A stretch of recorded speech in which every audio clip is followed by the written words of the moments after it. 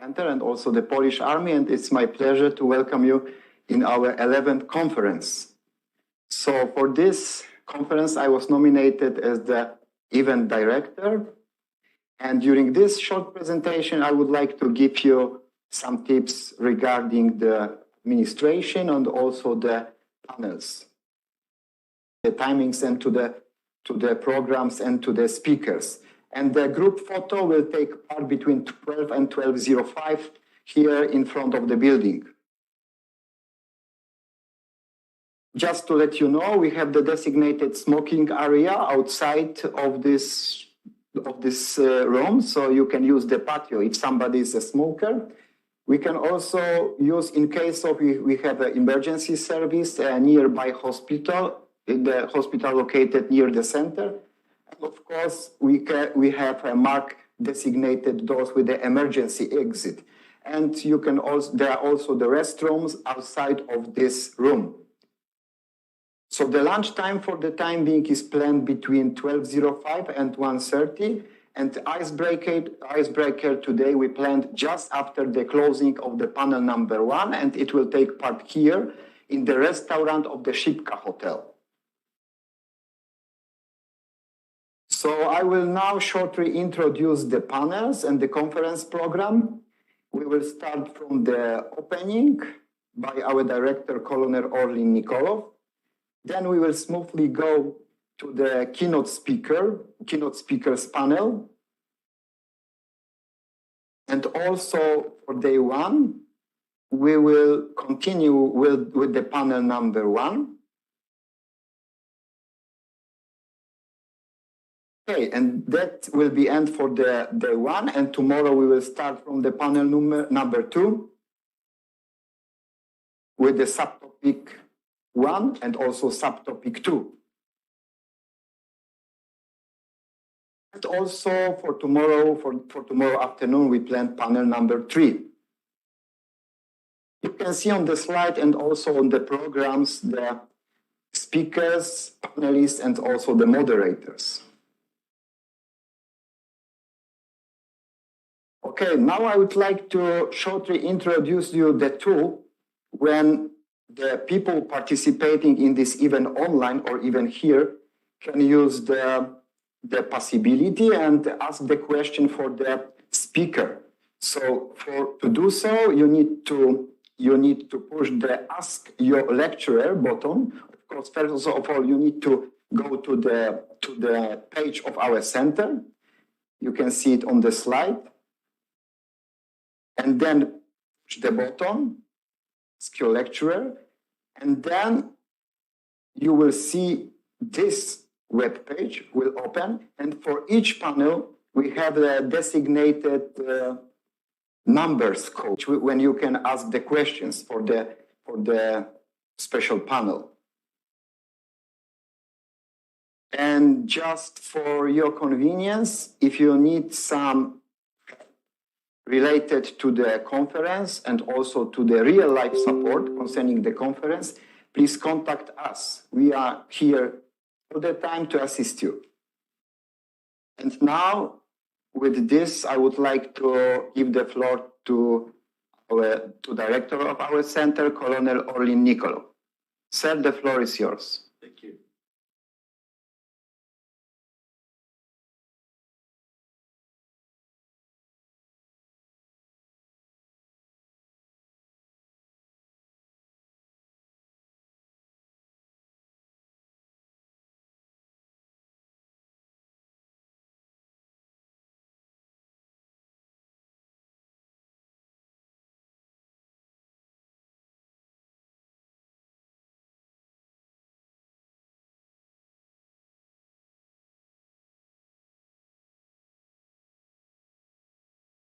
Cmdr COE's 11th annual conference, which this year will be primarily focused on the crisis response to newly arising worldwide threats.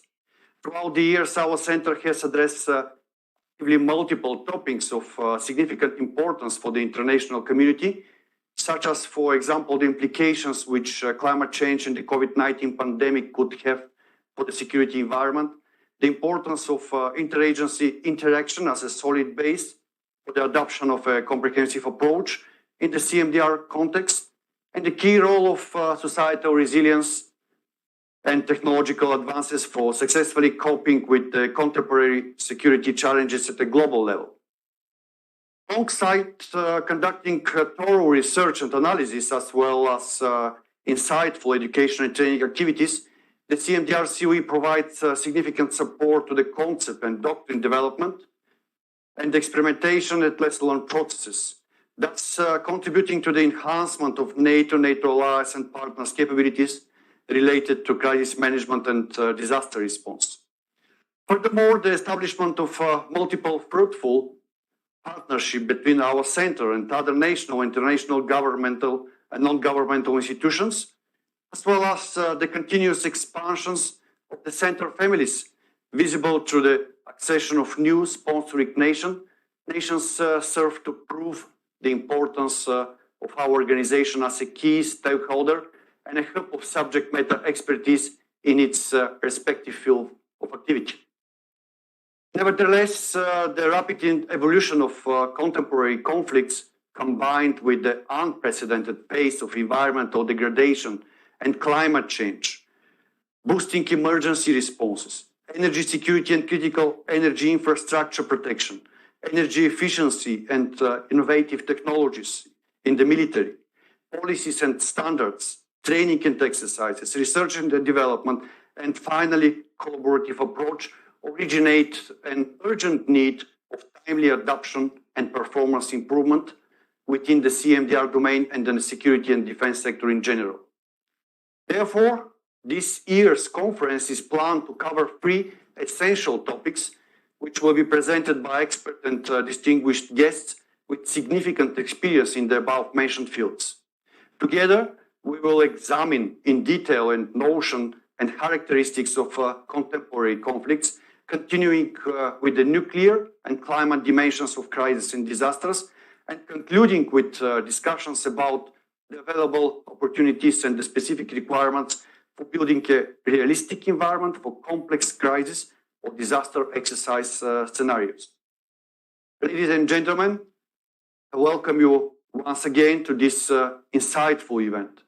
I also highly encourage you to seize this opportunity to actively exchange knowledge and experience while expanding your professional network through the active communication with colleagues from the international community.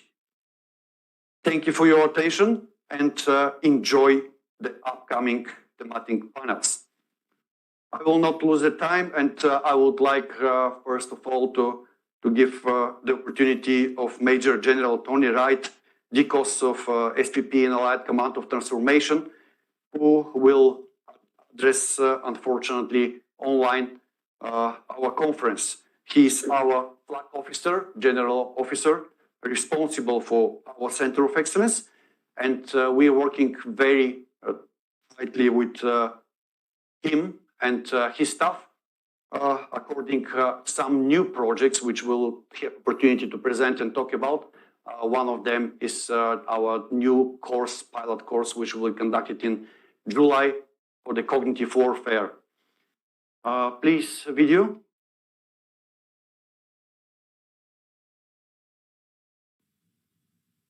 Hello, I'm Major General Tony Wright, Deputy Chief of Staff for Strategic Plans and Policies at NATO's Supreme Allied Command Transformation here in Norfolk, Virginia. And I wish I could be there with you today. It's a privilege to welcome you to the Crisis Response to Newly Arising Worldwide Threats Conference. This conference focuses on the need for adequate preparedness and timely response measures and resolving the unusual challenges faced in crisis management and disaster response. The Crisis Management and Disaster Response Center of Excellence is a hub of subject matter experts on CMDR. Through their examination of the nature of crises and disaster events, there are valuable insights into the planning and decision-making process, resilience efforts, and improvements to existing capabilities to support the continuously changing security environment, has established the COE as a leading expert in CMDR.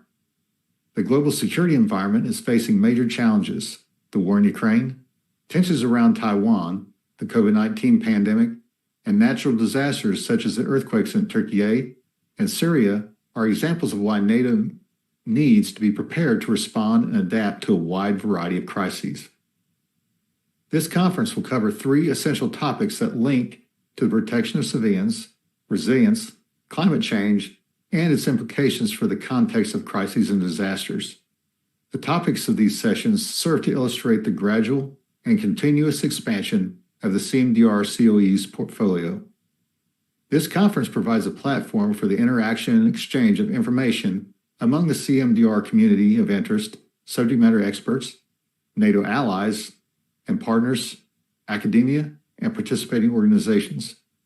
Your participation in this event will provide valuable insight for the Cmdr community, as well as influence future Cmdr response efforts. I wish all of you a successful conference as you discuss and explore the intricate nature of crisis response in a complex and ever-changing security environment. I appreciate your continuous involvement and support in these efforts. Thank you.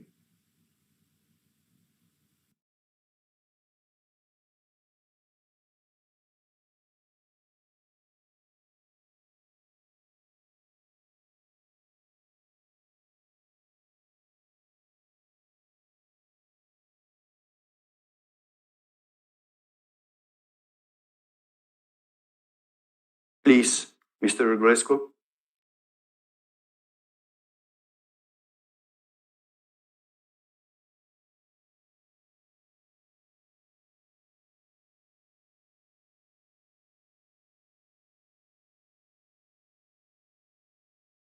Hello, ladies and gentlemen, distinguished guests. I'm glad to participate on behalf of Her Excellency Brândușa Predescu, Ambassador of Romania to the Republic of Bulgaria. Today, I will address some words about the topics of the conference that require our attention and concerted efforts. Unpacking contemporary conflict is essential for understanding the evolving nature of conflicts in our world today. Traditional notions of warfare have transformed, with conflicts increasingly taking place in urban environments. This shift poses unique challenges for military forces, humanitarian organizations, and civilians caught in the midst of forces the turmoil. Urban warfare necessitates a heightened focus on the protection of civilians as densely populated areas become the battlegrounds. Humanitarian actors and military forces must work together to minimize harm to non-combats, provide essential services, and ensure access to healthcare and humanitarian assistance. Within the context of crisis and disasters, it is vital to recognize the nuclear and climate change dimensions. Nuclear incidents, whether accidental or intentional, can have catastrophic consequences for our world. To mitigate these risks, we must prioritize stringent safety measures, enhance international cooperation, and strengthen non-proliferation efforts. Safeguarding nuclear materials, preventing accidents, and responding effectively to nuclear incidents require a concerted global commitment. Simultaneously, climate change presents significant challenges to global security and defense.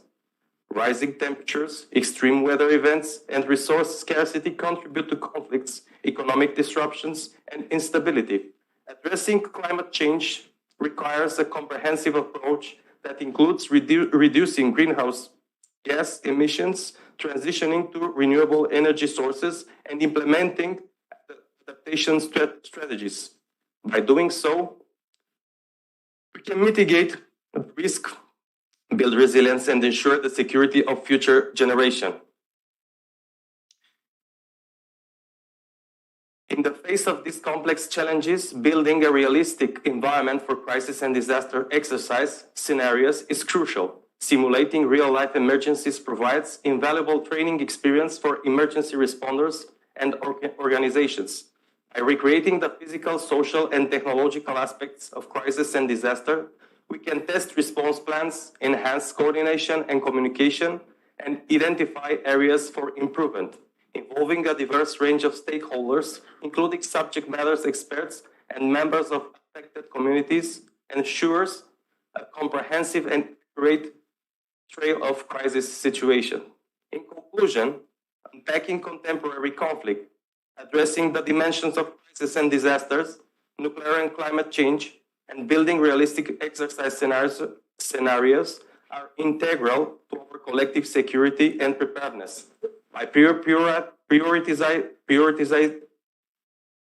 the protection of civilians in urban warfare, addressing the risk associated with the nuclear incidents, and combating climate change, we can build a safer and more resilient future.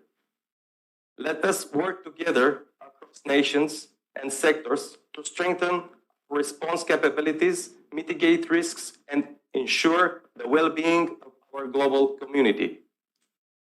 In the end, I would like to send a message of the Ministry of Internal Affairs that in the context of Romania's participation as a sponsoring nation at the Cmdr Coe, I want to convey the firm message of the Ministry of Internal Affairs regarding the maintenance of the assumed commitment of sending personnel. The Ministry of Internal Affairs has undertaken the necessary steps to organize the selections of personnel during June 2023, in view of the assignment of assumed function within the Cmdr Coe. Thank you.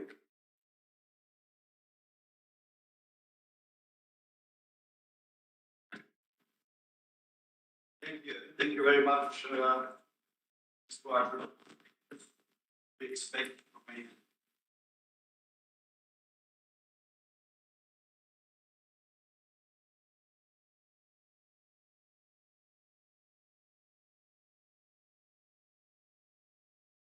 Part of our conference, and would like to invite our first panel.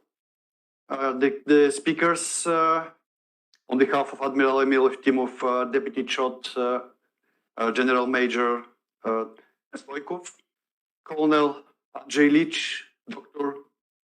Associate Professor Velizar Shalamanov, Colonel Attila Varga, and Colonel Borislav Genov, who will be online, please. And I would like to start. Hello, Attila, where you are? Please. The last chair is mine. Yeah, you can sit down. Hello. Please sit down. And I would like to start with General Stoikov, if it's possible, you to give the parameters of our conference. If you want from the place, the mics are working. If you want over there, provide you additional mic. It depends on you. What you prefer. Meanwhile, while the General Stoikov is ready, be in mind the password for our panel, I think is wrong. Evelina, please correct me, is 4 zeros, not 4 ones. 4 zeros is for password for this panel. Yes, 4 zeros. Please, please to apologize. Go inside and you can ask your questions. The other who can see also the questions inside can vote for the question. From that perspective, the most interesting question will be arising on the first place. And you can decide what kind of question to ask. General Stoikov, please.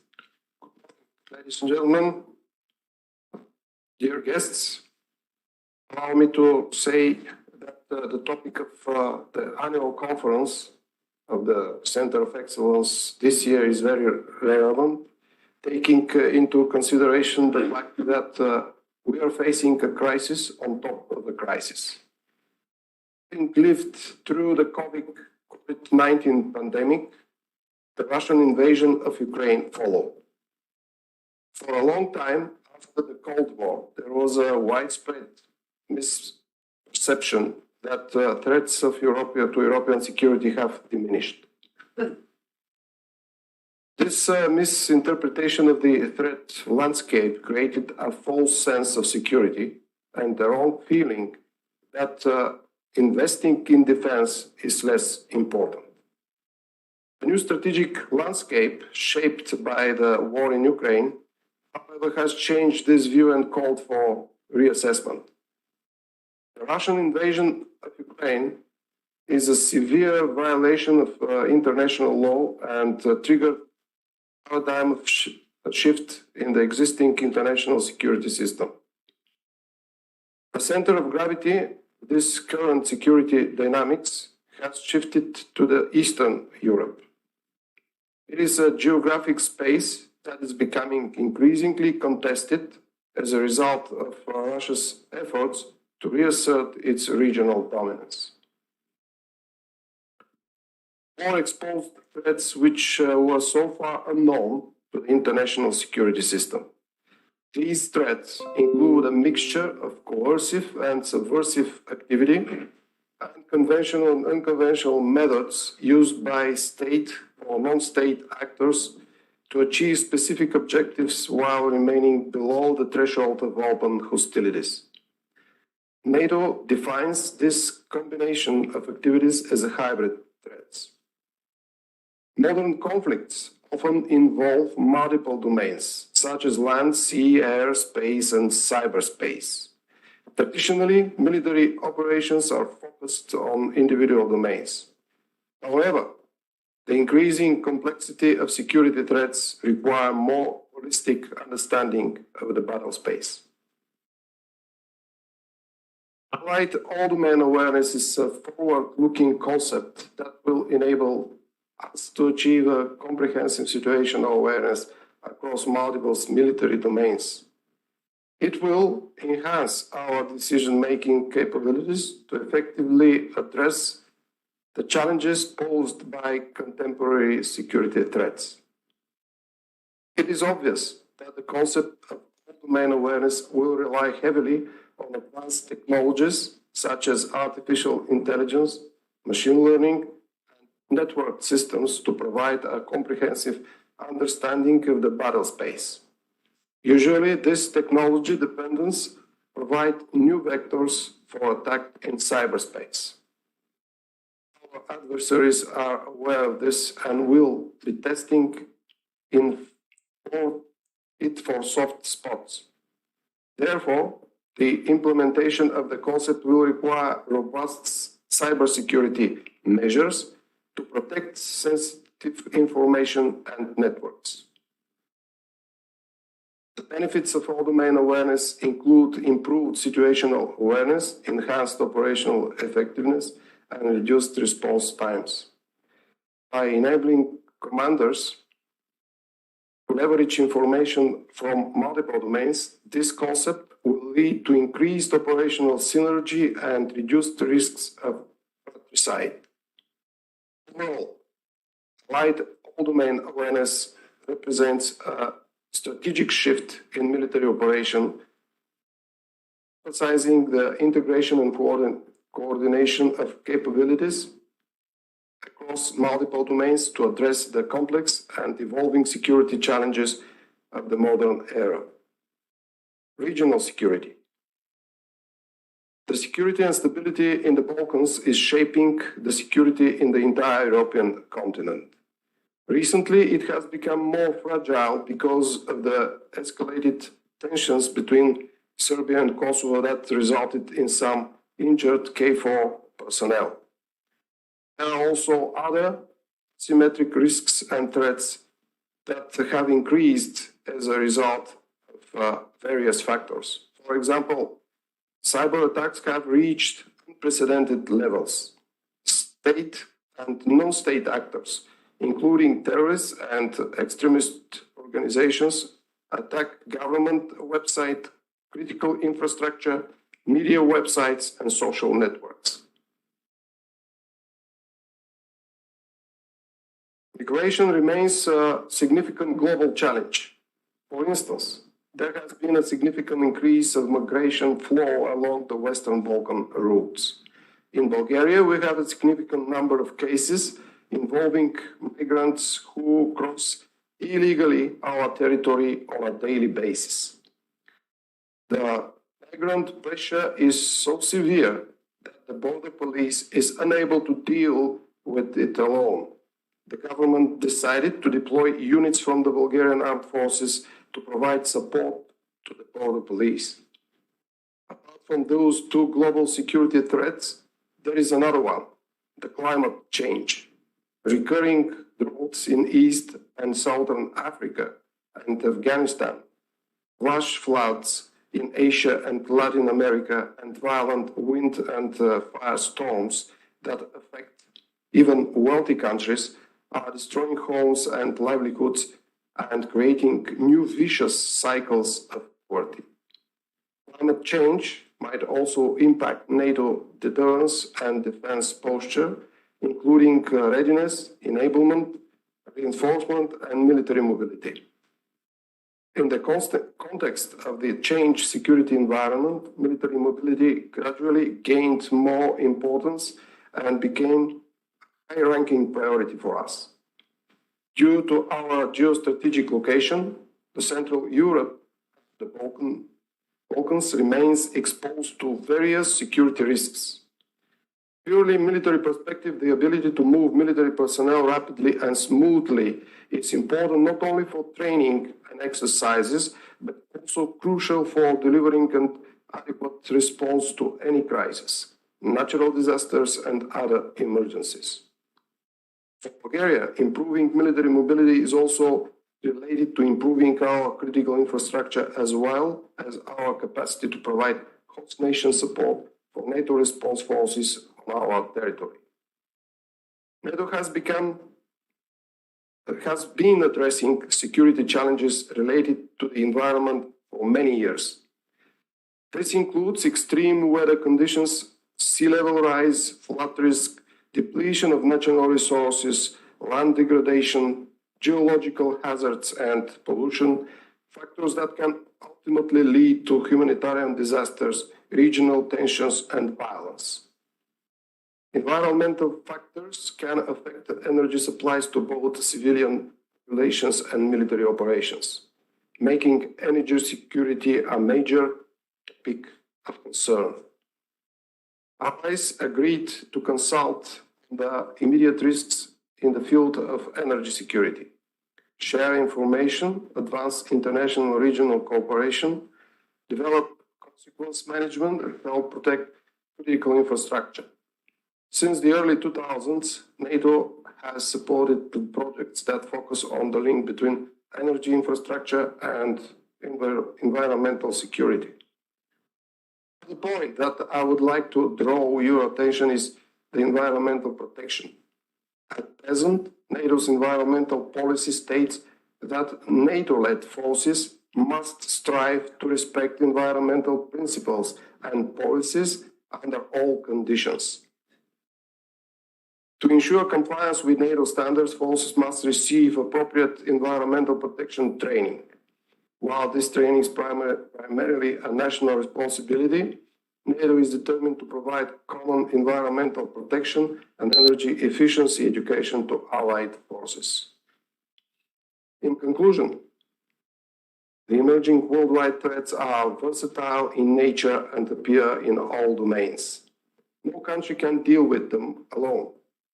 This is why we need to act coherently as allies with NATO, in close cooperation with the European Union and other strategic partners. I thank you for your attention, and I wish you fruitful discussion in this conference. Thank you.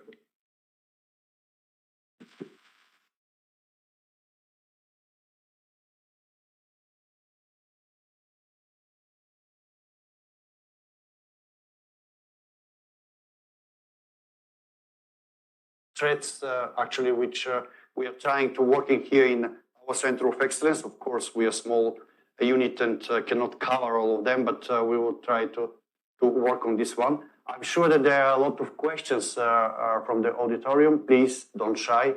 Ask your lecturer. All zeros, go on our website or to the end of the presentations. We will have time to ask your all questions. Let's give the floor for our second panelist, Colonel Andrzej Lisz, who has a PhD, Director of Polish Training and Doctrine Center, for Interspeech for Urbanization Team in the Security Environment, Research Trends, Implications, Operational Lessons, and to see how Polish Army is dealt with new threats and in environmental risk and challenges. Colonel?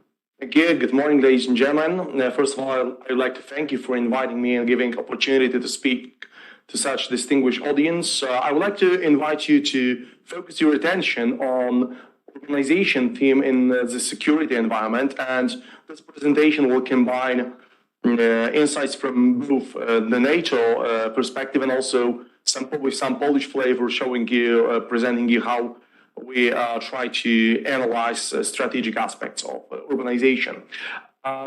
Please go next slide. Why is urbanization so important to analyze in contemporary security studies, in contemporary operational research? So, two main aspects. First of all, increasing number of population living in urban areas and increasing power of those areas, increasing number of megacities, increasing consumption of global resources by urban areas. And what we observed recently, it's back that war comes to the cities. It's not new. It's not a new trend. We had in the medieval ages, occupation, besieged of the cities was something normal in them. Military art, and what we observe nowadays in Ukraine, the urban areas become more and more in the battle space for fierce combat. Could you please go next slide? This is the agenda of my presentation, and I will combine on two aspects. I will try to combine two aspects. First of all, to share with you some key findings from our research on the topic of urbanization and how it impacts strategic analysis, how it impacts operations and preparation of troops, but also I would like to introduce some flavor of methodology, what's our approach to analyze urbanization theme at three levels: at the level of macro environment, I mean security environment, at the level of operating environment, and at the level of military operations and developing military capabilities. The ideas presented in this presentation come from our campaign of strategic analysis, which was initiated in 2019 by Chief of General Staff John Andrzejczak. And when designing this campaign, we of course benefited from our previous experience in NATO strategic foresight analysis, but in the NATO SFA, organization is not included as a separate team. It's a part of the studies on society, on social aspects. Could you please go to the next slide? In Poland, that was the decision of our general staff to proceed to treat urbanization and infrastructure as a separate team. So that required from us some additional research, and keeping in mind that this team goes beyond the military bubble, we started with, let's say, mapping what is the status of research on the topic of urbanization, both in the military and in civilian environment. So we employed some bibliometric methods to analyze quality articles, quality publications on that issue. It was based on bibliometric data from the Scopus database. Nearly 10,000 publications were taken into account this quantitative analysis. And what are the findings? Please go next slide. So we discovered 7 main leading research topics in the field. So first one in red, focus on demographic, population and migration. Second, the green one, focus on human aspects of urbanization. Navy blue, dark blue on urbanization and urban development. Then the yellow one on urban growth and aspects related to climate change and land use. Then the red one, biology and ecology. Light blue, water and hydrology. And finally, the brown one on environmental aspects and impact of urbanization. So as you can realize, lots of topics which go beyond the military bubble, but has an impact on the military and on the conduct of operation. Then we dive deeper in in research, focus more on security in urban areas. Please go next slide. And we employed the methodology of the systematic literature review. You have the searching formula for data sampling, and we reduced the number of publications to 300. And what are the key findings? from this part of research. Please go next slide. This slide presents some leading research lines in security of urban areas, starting from food security, water security, ecology, also human security in climate change and natural disasters, energy security, very important what we experience right now in Ukraine, and security of critical infrastructure. So still, topics, research lines connected with security, but not directly with the military. So we continued this research. Please go next slide. Digging more and finding what are the key aspects discussed in the context of the military, how military force is used in urban areas. And we discovered those 4 leading trends for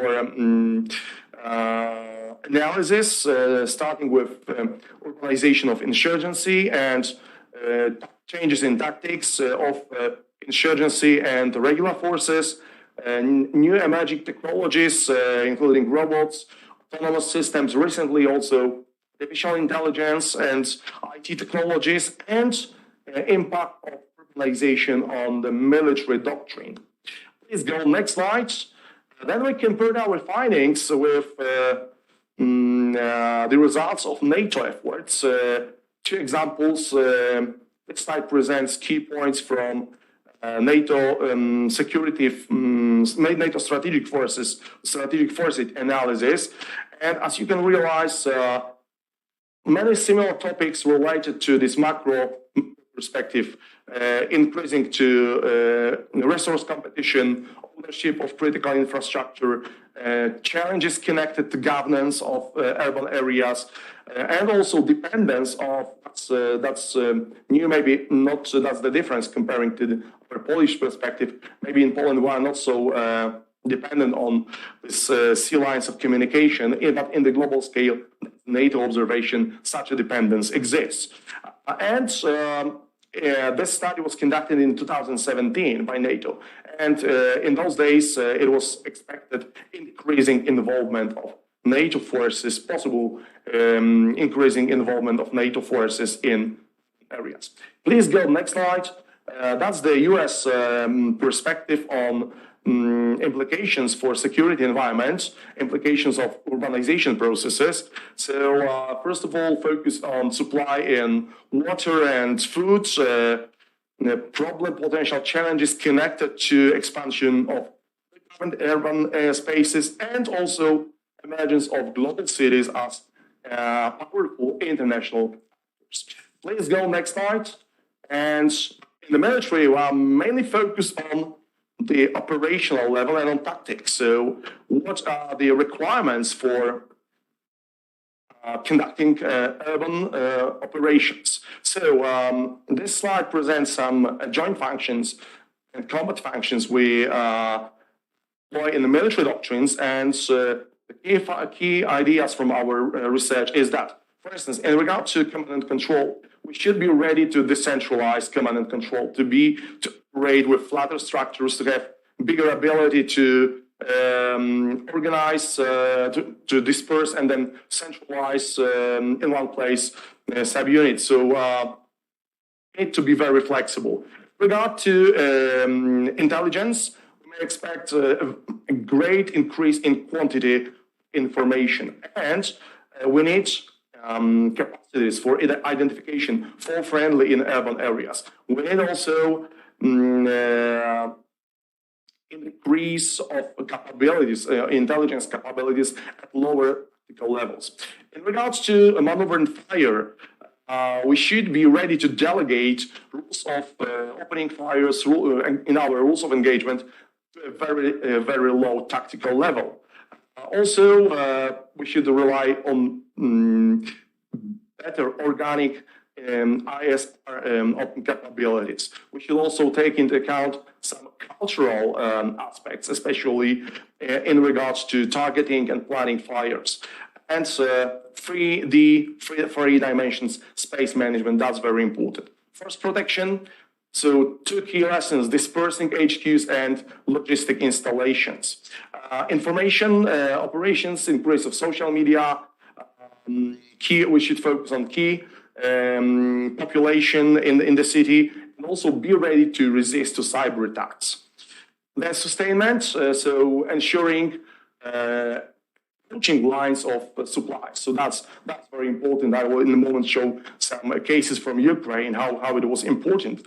But also focusing very much on medical support. So we may expect big amount of casualties in such operations. So all these requirements must be translated into force capabilities, and we recommend to employ this MLPFI perspective for a catalog of military capabilities. So to translate those requirements into doctrines, TDPs, structures, keeping in mind this requirement for decentralization, training, but also leadership and adjusting to operate in urban areas. Please go next slide. Ladies and gentlemen, the war in Ukraine brings numerous cases of fights of combat in urban areas, and what we observe, they are present in both phases of the conflict. I mean, the first one, the maneuver phase, which was in the early weeks of the Russian invasion of Ukraine in February, March, and April. This slide presents the case study of Russian assault on Kiev in this first maneuver phase of the operation. What was interesting, a great role of the towns, small towns and villages at the outskirts of the city of Kiev, and also ensuring strategic line of supply from the south. Well organized and initially it was hasty defense, but then reorganized and well defense of Ukrainian troops against maneuver and assaults the airport of Hostomel, airfield of Hostomel. The key success was that Russian troops were not allowed to enter into the cities, and even they did not gain the fire advantage in this over the city center. Second example, could you go next slide? Mariupol. So it was this city was besieged by Russian troops, completely destroyed, and different case from the more static positional defense phase. But what's very interesting in this case, it's conduct of the combat at different levels. So above the ground, but also below the ground. Key conclusions. Please go next slide from our analysis of tactics and in urban areas in Ukraine. So first of all, urban warfare takes time. Quite often weeks and months instead of days. So then we observe underestimated casualties ratio. So that's the observation which triggers focus on medical support. Then the Russian way of war is to remove urbanization due to massive artillery fires and tank fires. So totally destroying urban space.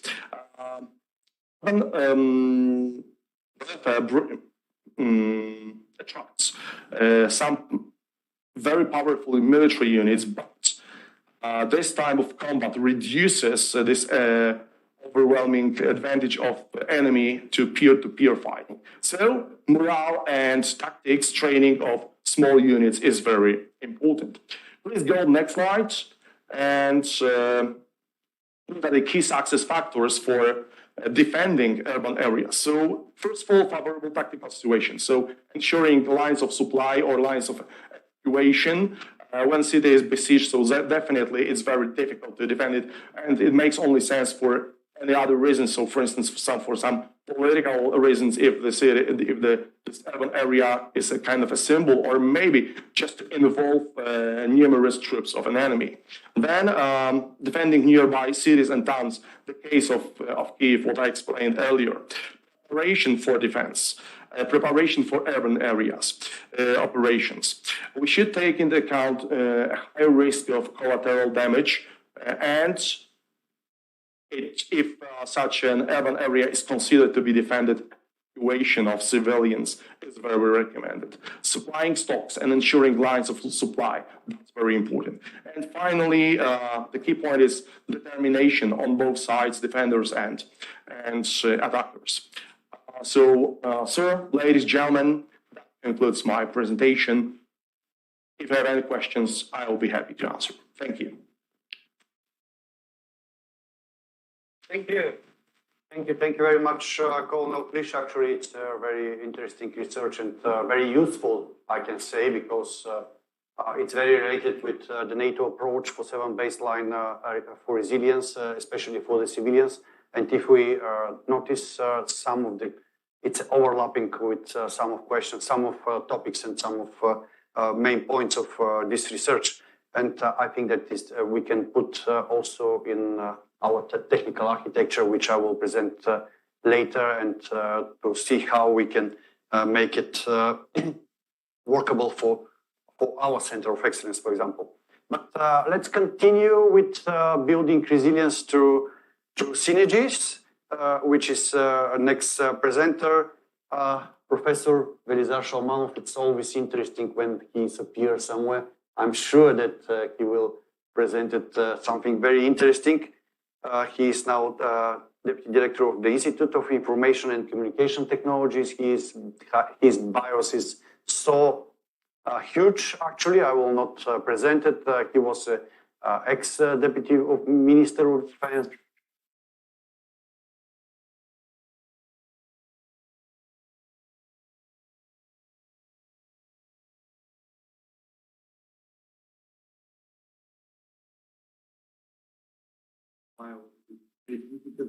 As the director of NATO, in the board of the NATO Communication Information Agency, etc. Thank you very much, Coe. Good morning to everyone. From here, it's really great opportunity. Obviously, this month was for me quite busy with conferences. We started in Bucharest with Strategic Foresight Analysis, a conference hosted by Ministry of Defense of Romania with ACP. I'm just coming from Southeast European Forum in Marshall Center, and I decided to show this picture because the Marshall Center is a really great example for regional challenges. Actually, through Marshall Center in 2006, we did a joint study about defense support to military authorities. And the initial idea for our Bulgarian Center of Excellence was really to focus on defense support to civilian authorities with all challenges coming and the need for military to contribute.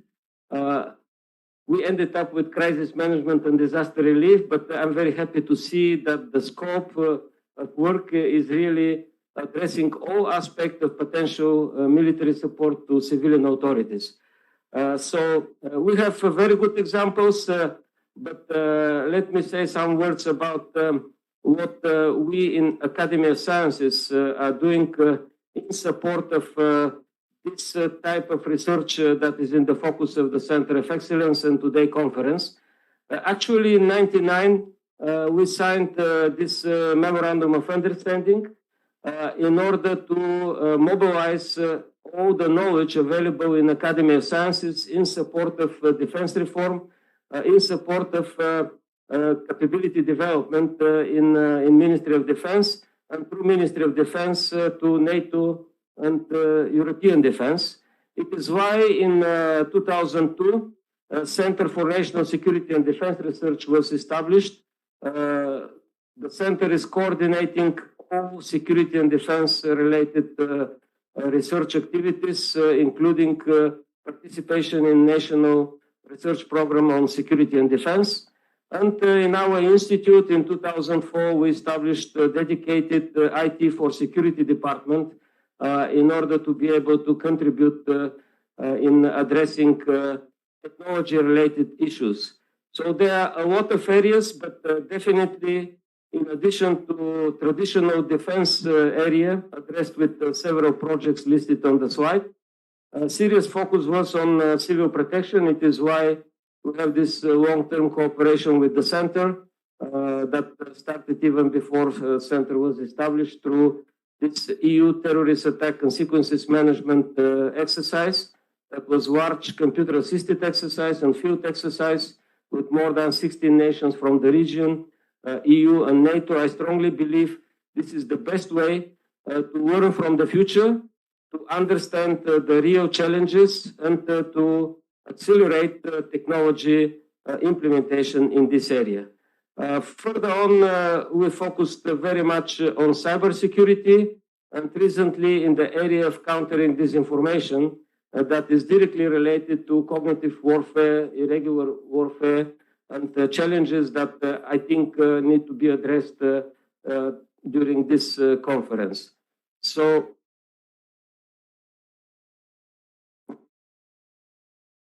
these are the challenges that we identified to be similar in the domain of crisis management, cybersecurity, and countering disinformation. First of all, it's very important to have a clear concept of operation and cooperation platform that supports a whole of government, whole of society approach, because no one could win in this area without cooperation.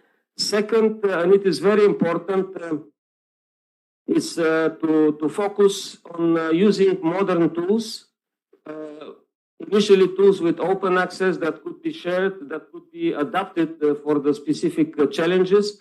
And now we have excellent opportunity with NATO Diana model for acceleration of different tools in addressing new challenges. Actually having emerging and disruptive technologies as a challenge by themselves.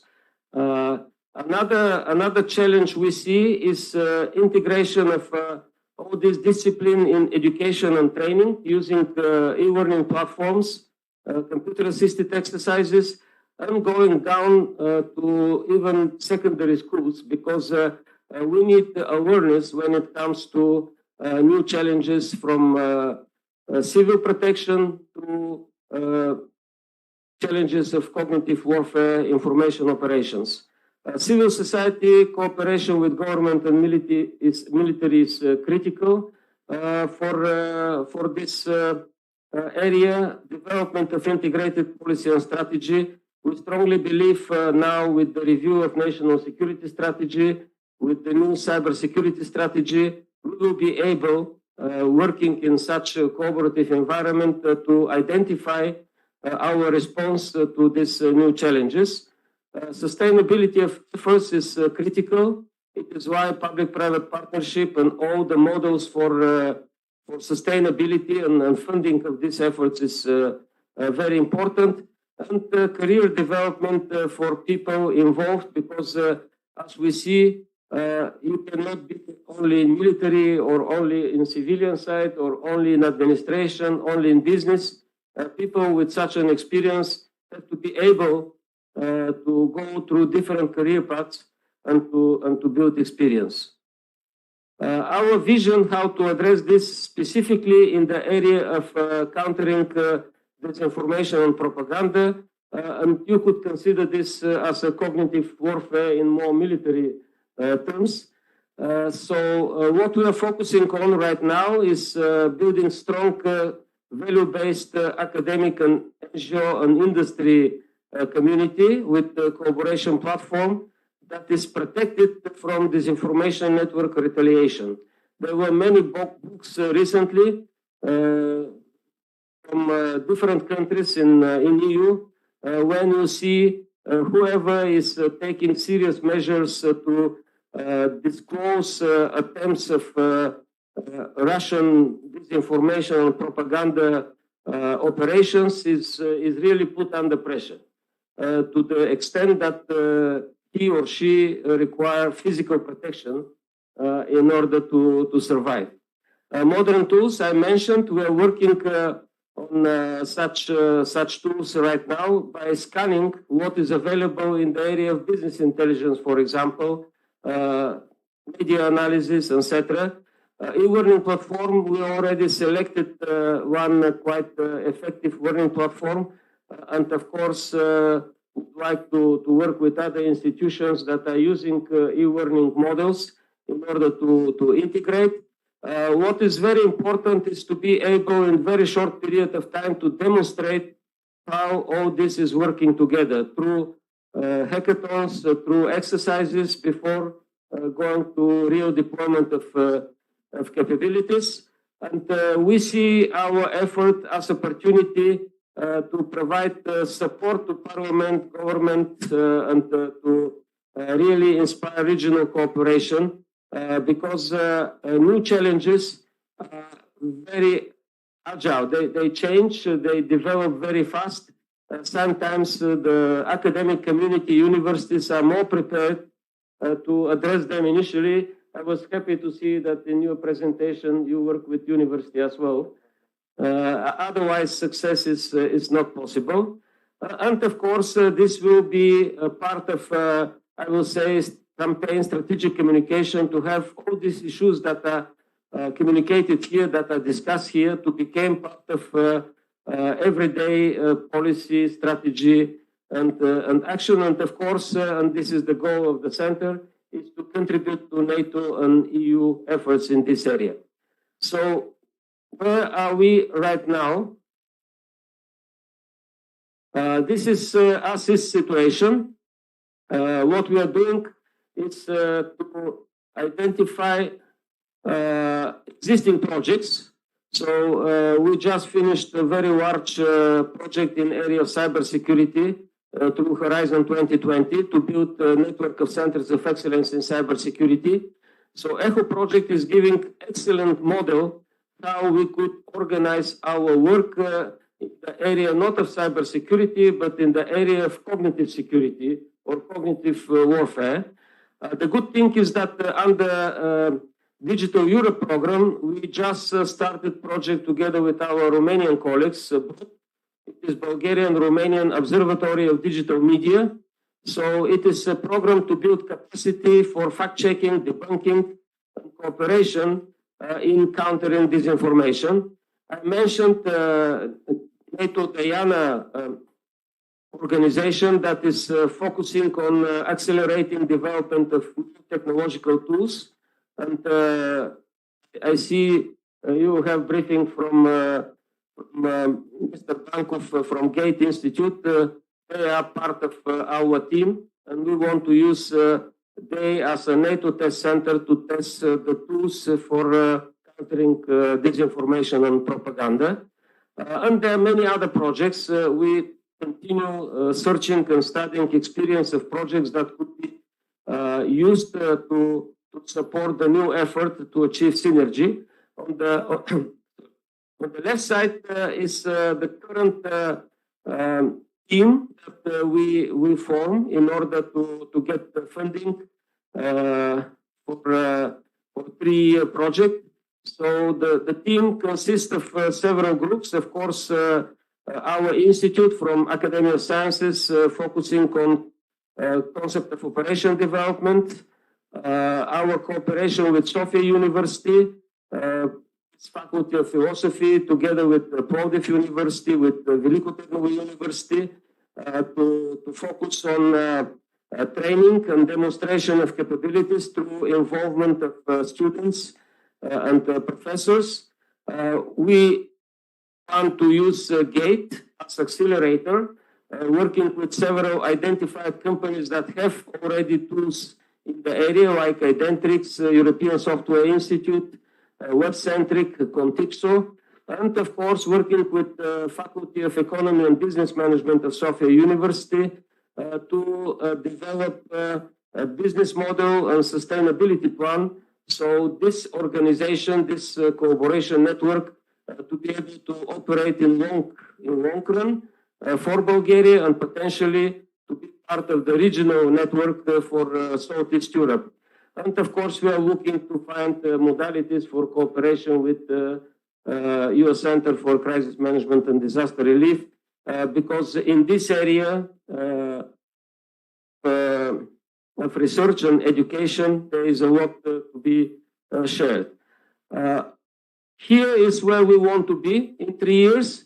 And as you see on the left side, classical two elements important for cognitive warfare. It is the cognitive pyramid. And of course, electronic warfare, cyber warfare are covering elements related to data, to information. But when you go up to knowledge, understanding, and decision, it is already cognitive warfare. But all this is interrelated, and all this is to achieve dominance in observation, orientation, decision, action loop that is critical for the military. So at the end of the day, the old terminology was command and control warfare, psychological warfare. Now it is really warfare for dominance in cognitive space.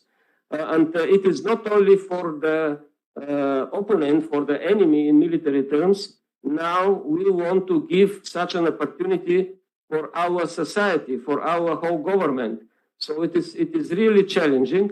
And to achieve this result, we are planning at the end of the third year to have such a cooperative network with the two main elements. One for capability development. People from NATO understand very well how does it work. And the second focused on operations. And of course, the joint effort in training and demonstration. Before going to operations, you need to have trained people. And the whole .MPVFI doctrine to be implemented in this specific area. And in conclusions, obviously we have new challenges. That on one side, objective, it means challenges related with urbanization and the role of people that are more concentrated, and many other challenges up to climate change. But there is one challenge related to emerging and disruptive technologies, that especially when it comes to artificial intelligence, big data, and autonomy. And this is exactly the area Bulgaria decided to be active in Diana. The challenge is getting even bigger.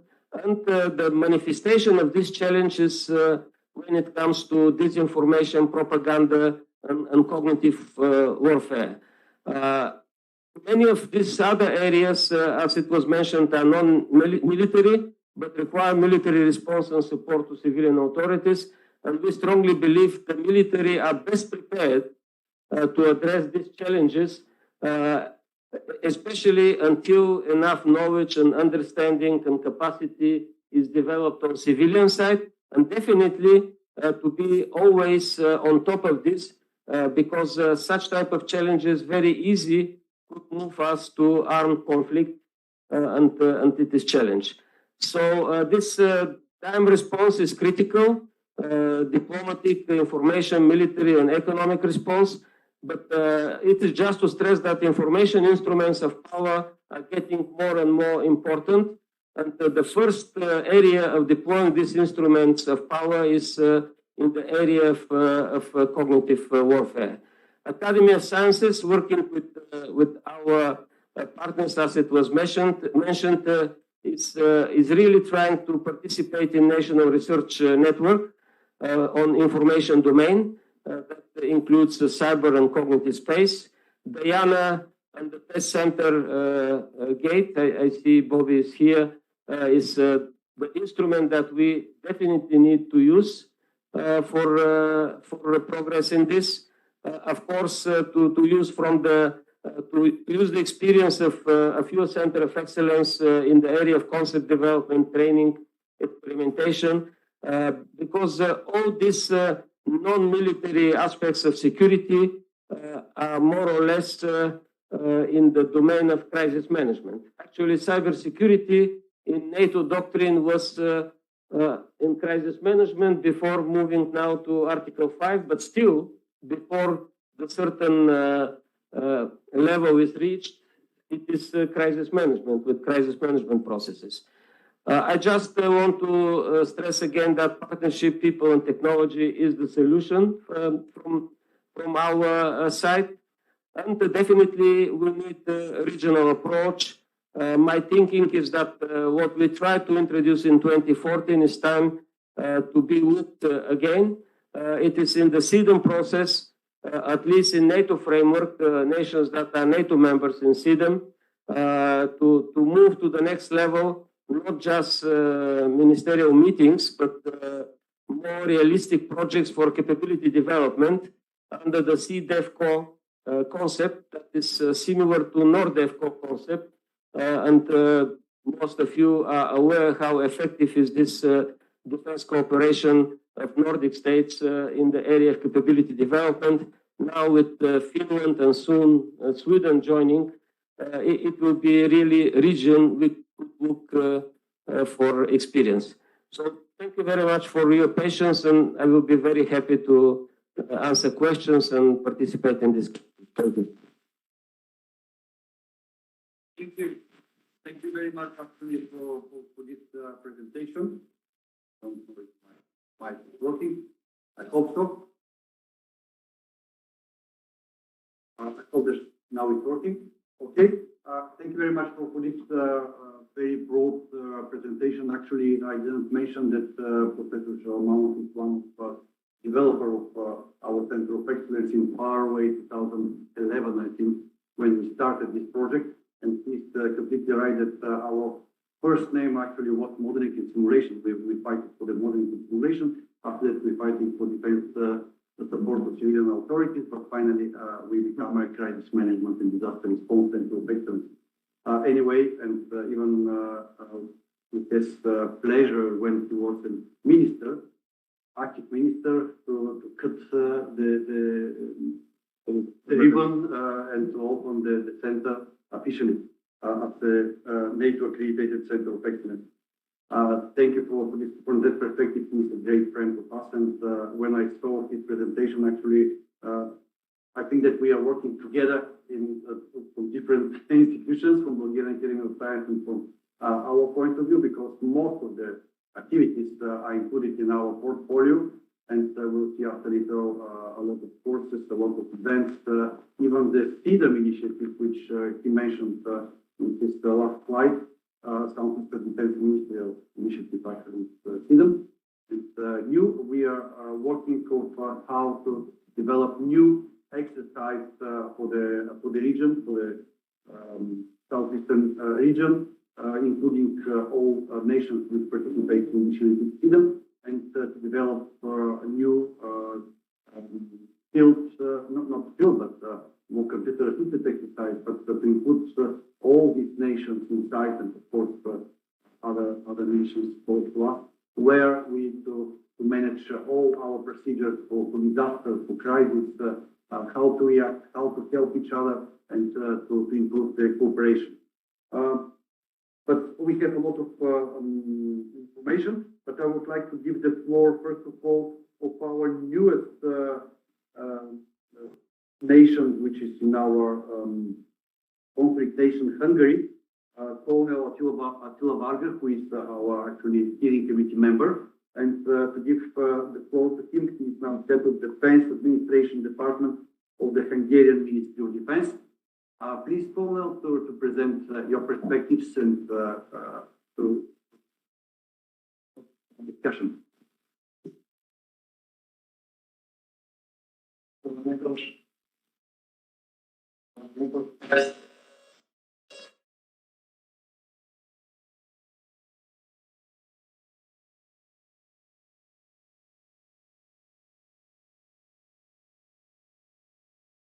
Talking to you about this topic instead of talking about the overarching worldwide security challenges, I would like to share some national experiences, some new developments of the national security system we produced so far during the last couple of months, actually. I hope that it will be useful for you to get some experience. How did we cope with the overarching security challenges and risks? Actually, we are experiencing new security risks, challenges, and even threats. That's why it was decided by the Hungarian government as well as the Hungarian parliament to launch an overarching defense administration reform, which includes 5 key elements, actually. It focuses, first of all, on the organization, secondly, on the tasks, thirdly, on the personnel, fourth, the procedure, and the fifth key area is the infrastructure. So I would like to elaborate each of them a little bit more in order to share you some national experiences. So, as I already mentioned, that we experienced some unexpected and new security challenges, threats, risk, and even some more conventional and long-lasting security threats, risks, and challenges, even be it man-made or natural disasters. So talking about the organization, 1st of November last year, we made a huge amendments into our national legal system, which includes the amendment of the national fundamental law, focusing on the special legal orders, for example. Until then, we had 6 different special legal orders, focusing on different types of security threats and challenges, which included the special legal order for focusing on the state of war, the terrorist threats, the man-made or even natural disaster, and so on and so forth. On 1st of November, the national constitution has been changed, so we reduced the number of the special legal orders from 6 to 3, which make our legal advisors and even the lawmakers' task much more easier. The 3 special legal orders are the state of war, the state of emergency, and the state of kind of disaster, disorder, included that, focusing on the organizations, a completely new governmental office has been established, which is focusing on the defense administration issues. The aim of this office is to coordinate the defense administration initiatives, as well as some efforts, because we experienced that different areas, different ministries, different subject areas are making their own job, but it has to be coordinated in some ways. So the key purpose and the key role of this governmental body is to coordinate the defense efforts into one direction, not to making different efforts into different directions, because you can imagine 2 people are rowing in a boat into a different direction, and they are doing a very hard job, but the boat doesn't go anywhere. So we learned the lesson that those defense and administrative issues has to be coordinated into one direction. Among that, a new defense council was also established.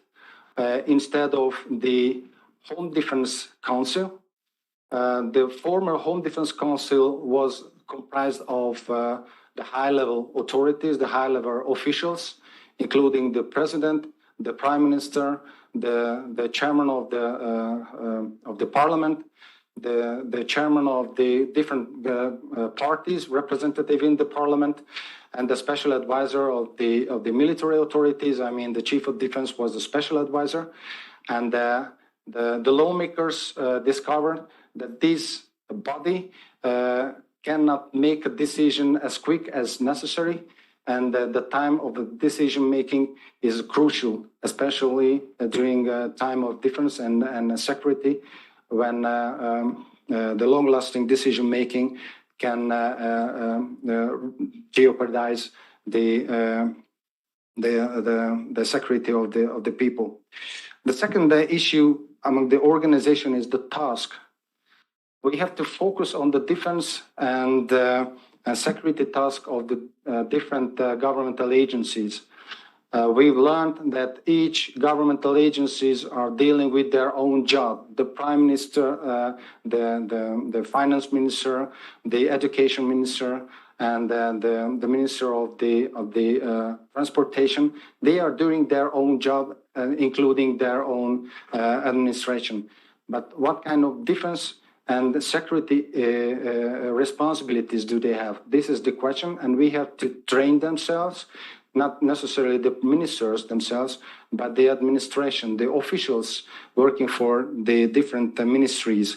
This includes the personal issues, because we've learned that people, subject matter experts, have to be designated in each of the governmental officials and authorities, and they have to train for their security and defense responsibilities. In order to do that, we organize courses and different trainings for those officials, at least twice a year, cooperating with the National Defense University. It includes 2 days training and course for the governmental officials. Actually, the last one just happened 2 weeks ago. And we are talking about the overarching security issues, the defense issues, the armed defense issues, as well as any kind of the security and defense related tasks. About the procedure, we discovered, and this was probably the biggest lessons learned during the COVID pandemic, that the decision-making process is crucial. I mean, the length, the time of the decision-making process. So we had to reduce this time until the final decision is made. Therefore, we established different committees, governmental committees, in order to coordinate the decision-making process. One of them is the Home Defense Administration Interministerial Committee, which includes all the subject matter experts actually coming from different governmental bodies, including ministries, including other governmental organizations. They are sitting around the table, and the key organization, the key governmental body explains the situation, what happens, and each of the members of this committee explains their own view or contribution to that. And the key element, the key problem is will be solved as soon as possible in order to reach the governmental decision in a timely manner. And the last one is the infrastructure. The biggest lessons learned also from the COVID was, and also looking at the crisis in Ukraine, where do the governmental organizations are doing their own job? Do they have their own alternative working areas if something bad happens, even because of natural disaster or a man-made disaster, or even a terrorist attack, or taking the worst case scenario in time of war? So we would like to draw their own attention to establish an alternative working area, to establish their own operational center, which is equipped with communication systems, not only computers, but mobile communication systems. If something goes wrong, the mobile network is compromised or even attacked, what kind of other tools do they have in order to continue their own job? So everything we have done so far is focusing on the 7 resilience baseline requirement, which was provided by NATO a couple of years ago. And it also includes to establish and to work on a new national security strategy, includes a new resilience national strategy. It also includes a national defense action plan, which is the main goal is to be coordinated each subject area's defense plans. It also includes the armed defense plan as well. Our aim is to make a coordinated national defense plan at the end. I think this is all I would like to share with you, and I'm ready to answer any of your questions related to Hungarian national development. Thank you very much.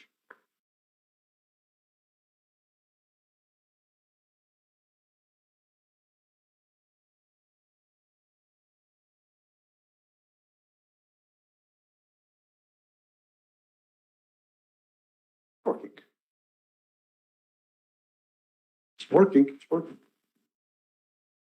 Okay.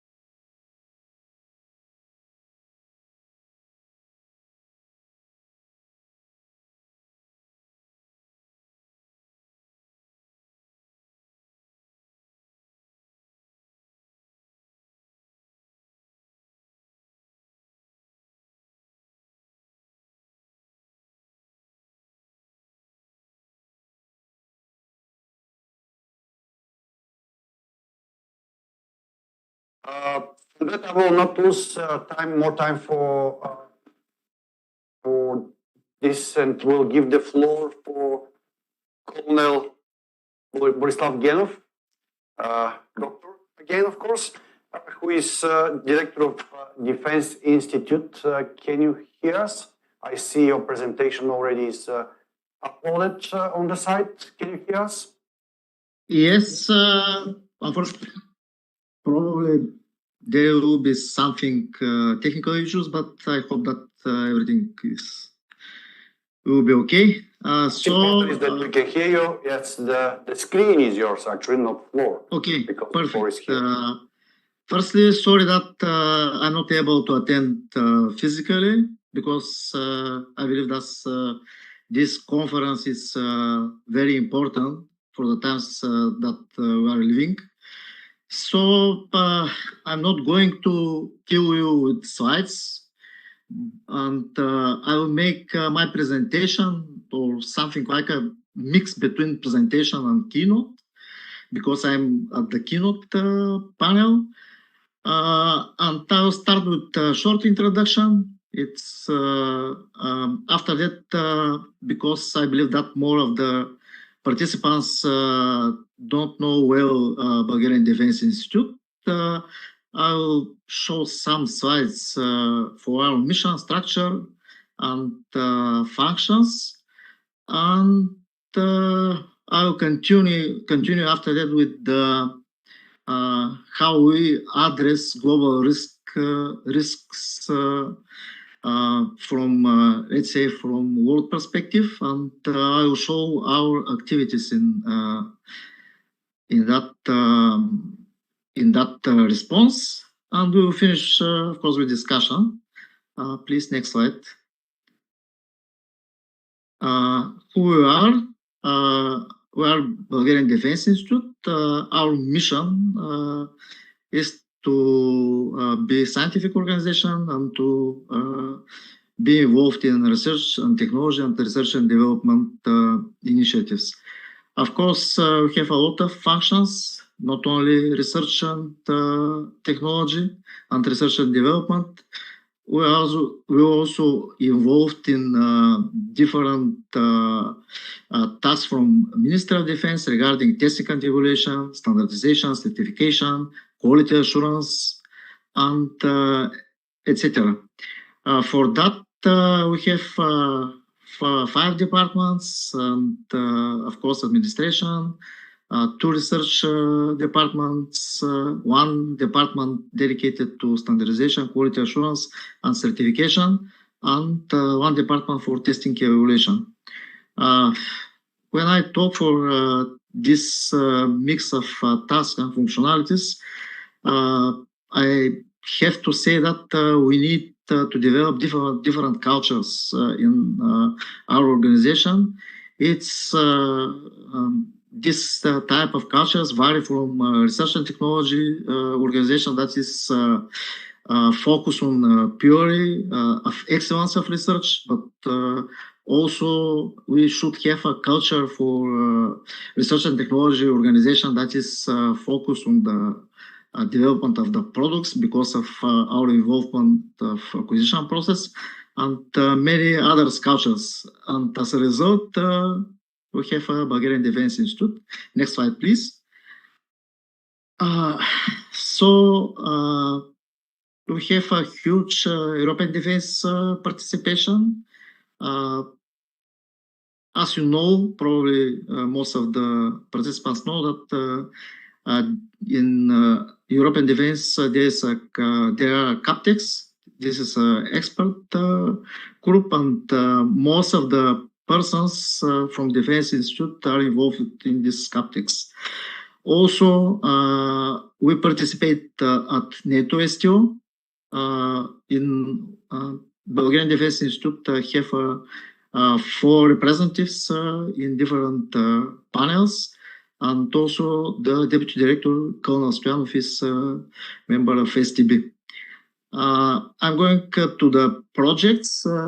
I missed to mention the current initiative, Diana, because Dr. Shalanov already mentioned it, and tomorrow we have a presentation from Mr. Borislav Bankov.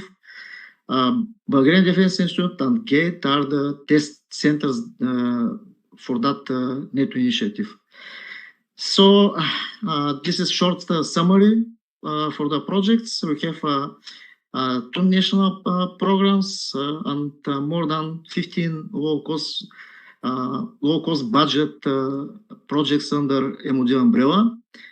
Also, we have 11 projects, let's say, under European Defense Fund and previous initiatives umbrella. And we have 19 projects under Horizon 2020 and Horizon Europe. Unfortunately, in SPS NATO, we are not so active because from, let's say, we should to focus our activities. And we have only 1 project, but probably next year we'll candidate for more. Next slide, please. So what we do in perspective of crisis response, I use here for as a basis. This is global risk assessment from World Economic Forum, and the reason for that is that let's say we don't have a specific national study or analysis that develop such a issue from national perspective. So, as you know, we live a different and very complex time, and this decade at the beginning introduced COVID-19, and after that this crisis it's not a crisis, it's a war in Ukraine, disrupt this new normality from the COVID-19 and introduce some new risk.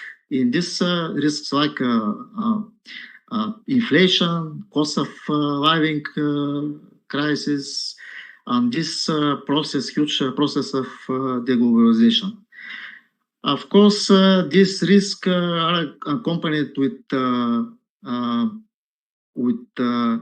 ever shrinking window for transition to 1.5 degree world temperature, and also this diversity of risks is being amplified by new developments of global risk, including unsustainable level of debt, some economical issues I already mentioned, deglobalization, decline in human development. And based on this, let's say,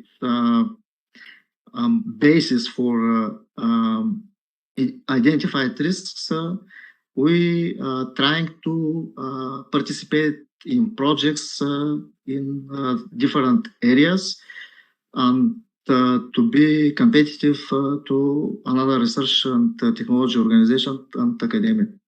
Next slide, please. So I start with our initiatives regarding, let's say, climate change and energy issues. Bulgarian Defense Institute is the organization in Bulgarian MOD that is participate in consultation forum sustainable energy. This is a forum under European Defense Agency umbrella. And now this is the third edition of this consultation forum. You can see this nice picture at the front of National Embassy. This was from the last week. We just finished the first tabletop exercise focus on the protection, let's say protection of the critical infrastructure. And here I tried to introduce with the first challenge for that from purely administrative perspective. So we tried to involve our colleagues from Center of Excellence, and because these colleagues from the Center of Excellence are part from NATO network, it was not possible for their involvement, because this is the European Defense Agency initiative. And I think that there should be a lot of efforts to be made just to have a more clear understanding and definition of duplication, because I cannot agree that it's not, it would be not valuable to share expertise between different organizations. So also this is part of our success, and we expect to participate in one. Actually, we participated, but for now we don't know what is the result. This is MIL waste, valorization of military waste.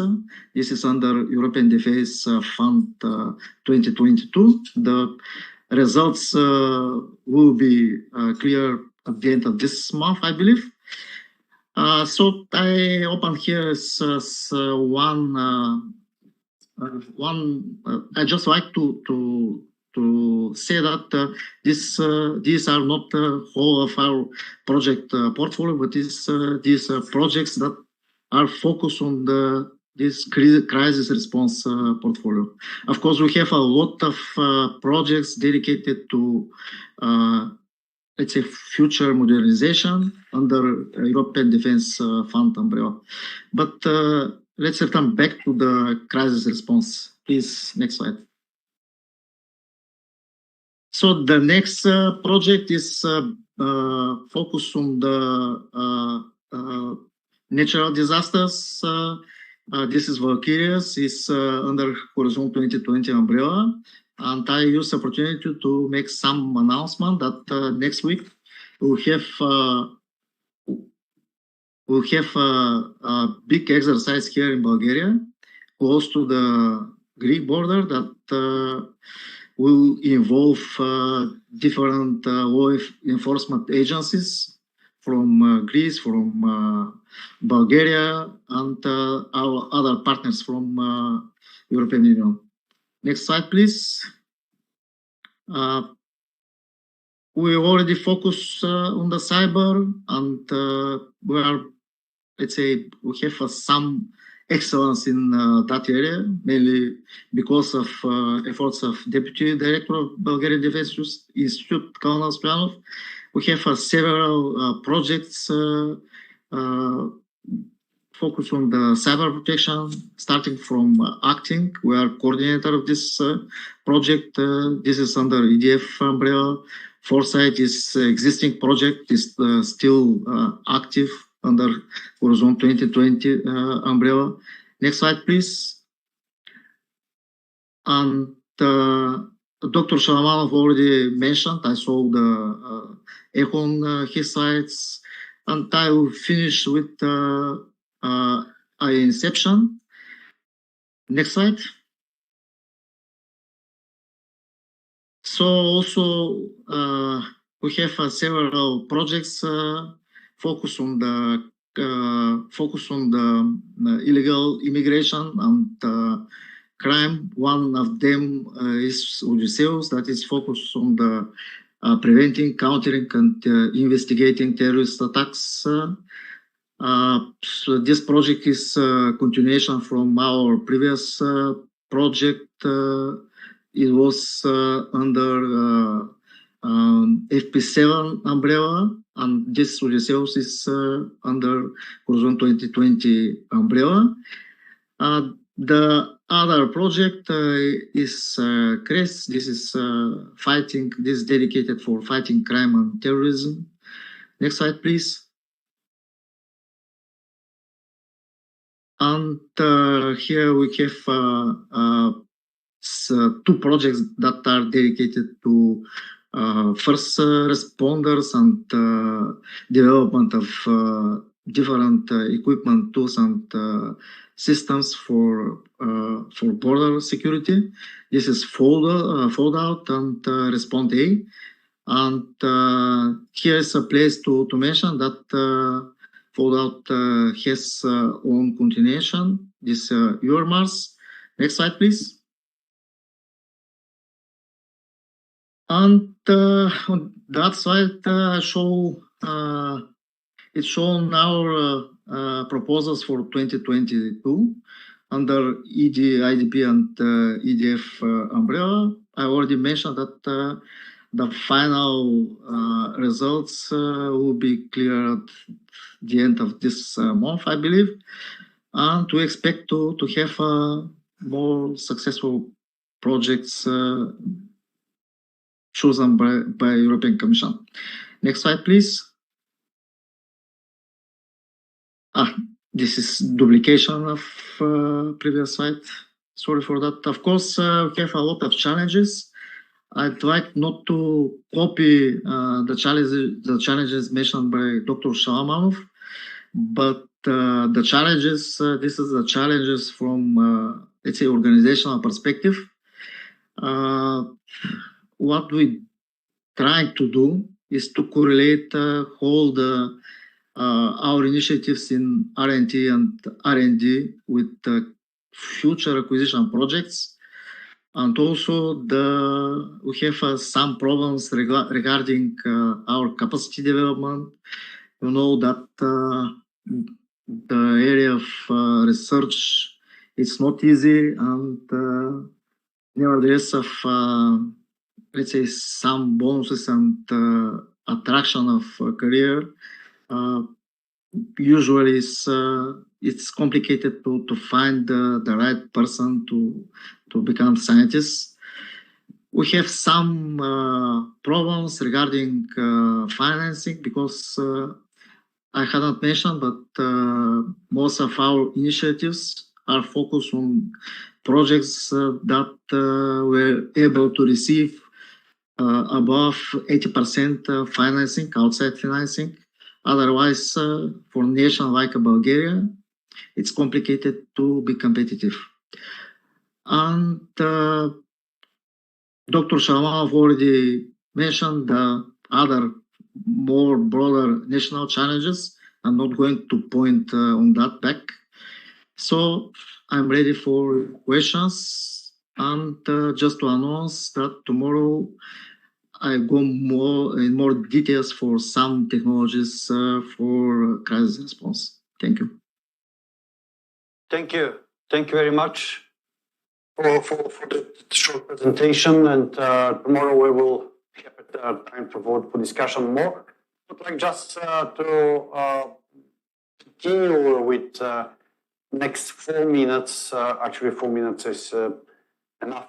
It's not enough for our center, but I will try, please, Evelina, to upload our presentation for the Center of Excellence, because it's just before the question and answer.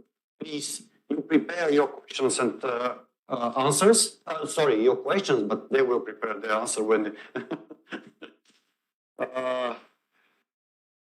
Come on.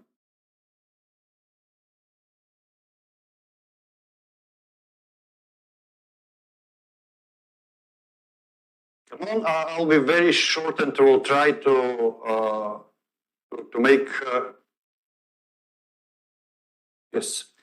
You know what is the Center of Excellence, and you know what kind of part we are in the Center of Excellence of NATO network, which consists 30 Center of Excellence. That's why we are focused exactly in the crisis management and disaster response, nothing else, because we have most of the topics. We have a center. For example, he is director of the CBRN Center of Excellence. As Dr. Shulmanov said, actually, Professor Shulmanov, why they told you? Professor Shulmanov said it about the cyber, which is, and etc., a lot of Center of Excellence, and that's why we will not stop this one. Most important is that we are multinational or nationally sponsored entity, which offers recognized expertise and experience within a defined subject matter area to the benefit of the alliance within the 4 pillars of NATO's Center of Excellence programs, education and training, concept development, transformation, and exercises. And most important, which I would like to stress, is that we are not in the chain of command of NATO, neither in the Ministry of Defense. We are separate international organization, which give us a lot of flexibility to start new projects and to make cooperation with different institutions. I will not stop, of course, on our missions. This is our steps, which we started to develop in 2011. As I mentioned, in 2015, we received our accreditation status. Most important is the NATO accredited Center of Excellence. Most important is that in 2018, we received quality assurance certificate, which is quite a huge recognition of our Center of Excellence, and all our products, which is going outside of the center, is with stamp of NATO. And we just passed the periodic assessment of our Center of Excellence, of course, confirmed for accreditation of NATO. And from this year, we will become a department head in the new discipline in NATO, business continuity management, which is another recognitions. We have a lot of international and national level, a lot of close collaboration. This is our organizational chart where we can see that we are no more than 41%, and we are expecting actually 2% from Romania and 43 from July, of course. But this is our program at work. You can see that the mass requests for support are coming from the NATO structures. The rest, most of them are from the other Center of Excellence, national and industry and academia, which we started to grow in the request for support for next year. This year, we have 154 requests for support, which is a huge amount actually for 30 experts to deal with. I would like just to mention that in the education and training area this year, we have 22 courses, which 15 of them are residential, 6 mobile education and training, and 1 only it's online. As I mentioned about the business continuity management, what is this? This is newly established discipline. It in the global governance structure. It is the process of achieving business continuity by preparing organizations to deal with disruptive incident that might otherwise prevent it from achieving its objectives.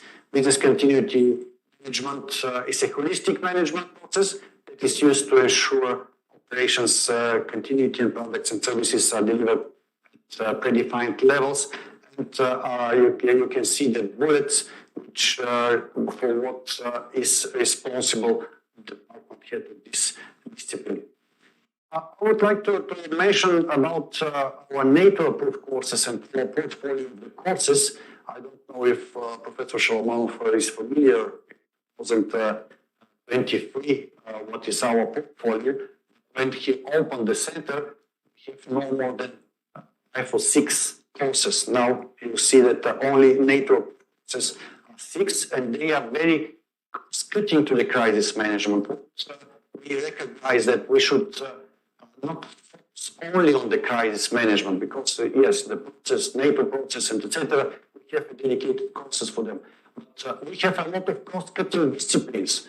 For example, gender, which is interesting, and how to deal in crisis management. Resilience, which is under issues of European Security and Defense College. Together we are working with them. Climate change, again, discipline which is interesting and related with the crisis management and disaster response. Also, we defined the building integrity is very important from the perspective, and cultural properties protection. Diplomacy is crucial for the crisis management. And the last course which we conducted together with Department of Energy in the United States and Cmdr Center of Excellence also participated as a department head of this discipline. Radiological incidents and disaster response and consequence management, the new course. And the newest course, which we will start in this initiative, is for the cognitive warfare, because we realize that every one crisis is started with the cognitive warfare, which is important. That's why, because the administration should know about this one and should be familiar and to recognize the fake news, the fakes, what happened. So if we analyze the Ukraine war, see that everything is starting exactly with this one. And it started in 2022. It started in 2014. It started in far away in 2007-8 when Putin succeeded to sleep a little bit NATO and alliances about his future intentions. This is some researches which is interesting, and we will discuss. In short, just to continue with the questions. Mobile education and training, we are working with Jordan. We have new requests with Kuwait, with Qatar. With here on the Western Balkans also, we have some mobile training teams, and we are focused on Africa. In the exercise, as I mentioned, we participated in a lot of exercises. Our intention is here to develop new training exercise for experimentation, testing, and validation of different concepts and doctrines, and to try to improve the cooperation and between neighbors in the region. Internship program and how we support. I will not stop on this one, but it's a very important, very interesting actually operational laboratory, and a lot of projects we included inside, and you see that we starting in modeling and simulation support for crisis and disaster management and climate change applications, and we develop technical architecture, including simulation systems, simulation tools, C2 systems, which is actually a big problem. And the question is is about this C2 system and how we can, when we acquire and how we will develop our structures. Now we are working on the space weather environmental modeling. where we're using database approach and to try to find the correlation between the space weather and disaster which occurs here on the Earth. And the final project which we will start next month, actually, we propose to Science and Technology Organization, is modeling and simulation in support of building resilience, refugee flow management, and we will be looking how to predict mass movement flow, how to monitor and how to management of this one. And this will be the starting point, the test case of development of more technical architecture, including artificial intelligence and using of database and how to deal with that kind of provide most important real-time information of the decision makers or our commanders when something should be acute or already acute and how to deal with this one. I will not stop, of course, because the last presentation of the conference is exactly on this one and is to see. You saw our facilities and our strategic perspective. I will not bore our Center of Excellence because I have 2 days to advertising for. That's why I would like to turn to our panelists and to give you floor for ask questions. Do you have any questions? Yes, please. I'm coming to you. Mike.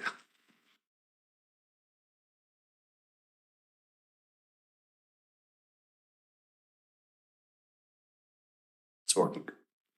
Thank you. Should be working. No, it's working. It's okay. Yeah. Okay, thank you very much. My name is Nicola Bajac. I'm Special Advisor of Ministry of Defense of Republic of Serbia. In front of Ministry of Defense of Republic of Serbia, we are very pleased to be able to participate in this conference.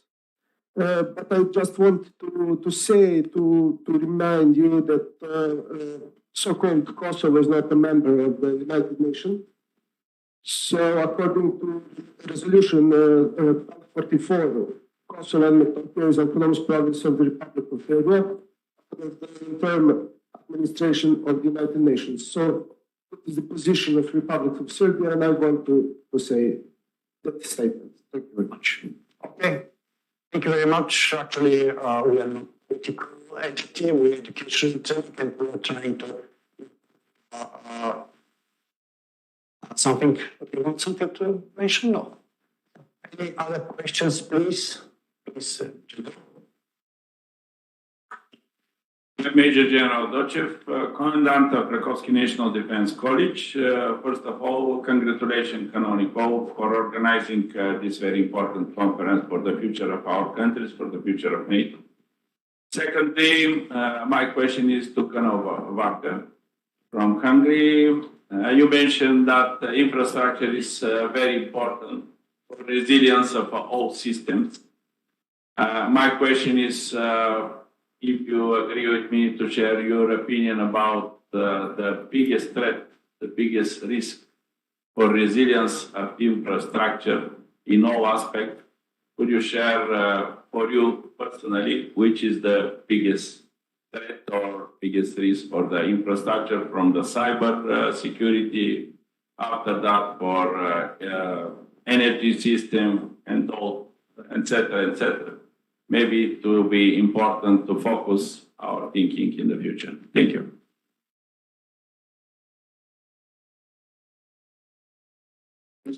Yeah. Please use this one. Just switch up.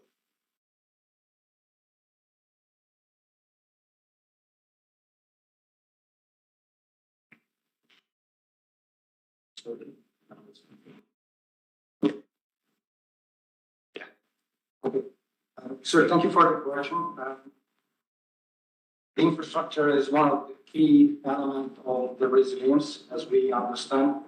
And answering your question, I would like to first of all elaborate the governmental decision-making focus on infrastructure, making that each governmental bodies, including the ministries, the county defense committees, as well as the major offices have to have their own infrastructure which is capable to resist any kind of disaster, any kind of security or risks. This was the first approach. Talking about the infrastructure, we identified critical infrastructures, including transportation, communication, including healthcare system, so on and so forth.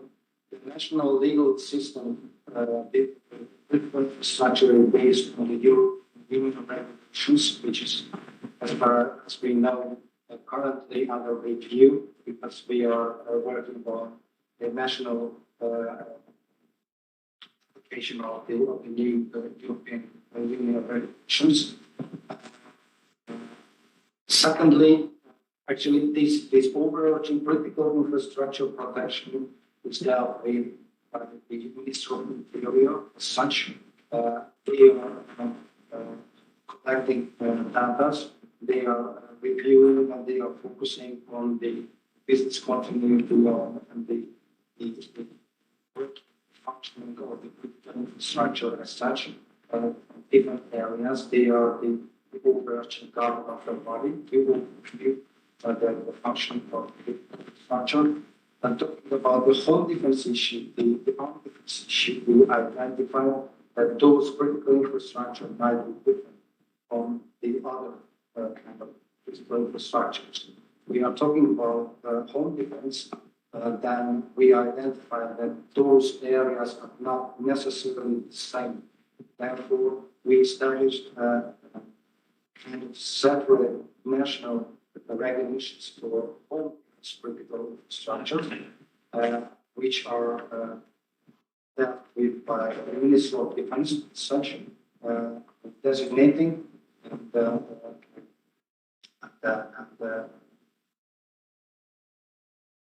deal with this kind of critical infrastructure. And of course, we are focusing on the NATO operations as such. So the third category is we are dealing with submission-wide infrastructure, which is in NATO environment, the different small areas, which is necessary for completion NATO mission in such an area. So those are the areas we are focusing on now. And which prepare this story for us to Thank you. Thank you very much. Actually, this question is very huge, and if I can ask also from other participants to say some words.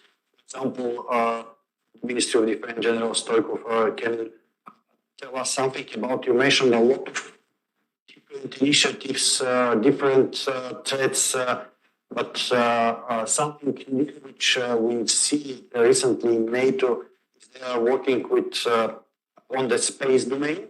Our army or our Ministry of Defense is looking for this one, or some kind of. Obviously, we are already working because we acquired some kind of data from the space domain, but also cooperation with the agency. And you mentioned something about the climate change, which is interesting. Please also maybe while we are talking and answering on the question about the climate change, which I prepared. Do you have something? It's for all of you actually. It's not only for General Stoikov. Let's see. Switch on. What is climate change? I don't do that. Drone footage revealed that construction on Saudi The sound, please. Sound. Stop the sound.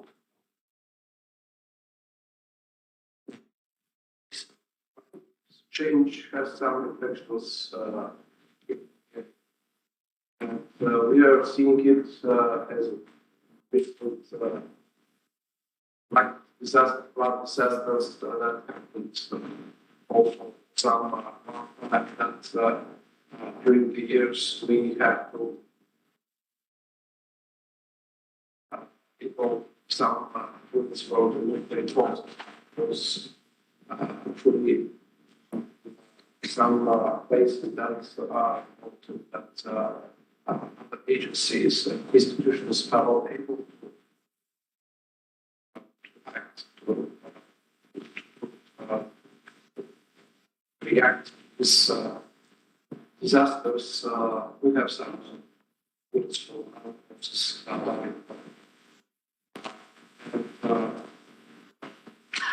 Also, is good that the few words that are relevant is the mobilization. The mobilization is actually more. Second question asked is different projects. Some with their everyday, with their engagement some food space information that we are working for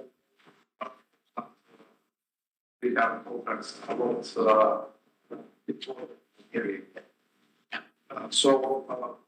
Yes, we have some steps that in this direction. They are very important. Future goals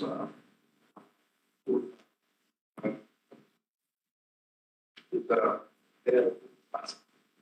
And for navigation,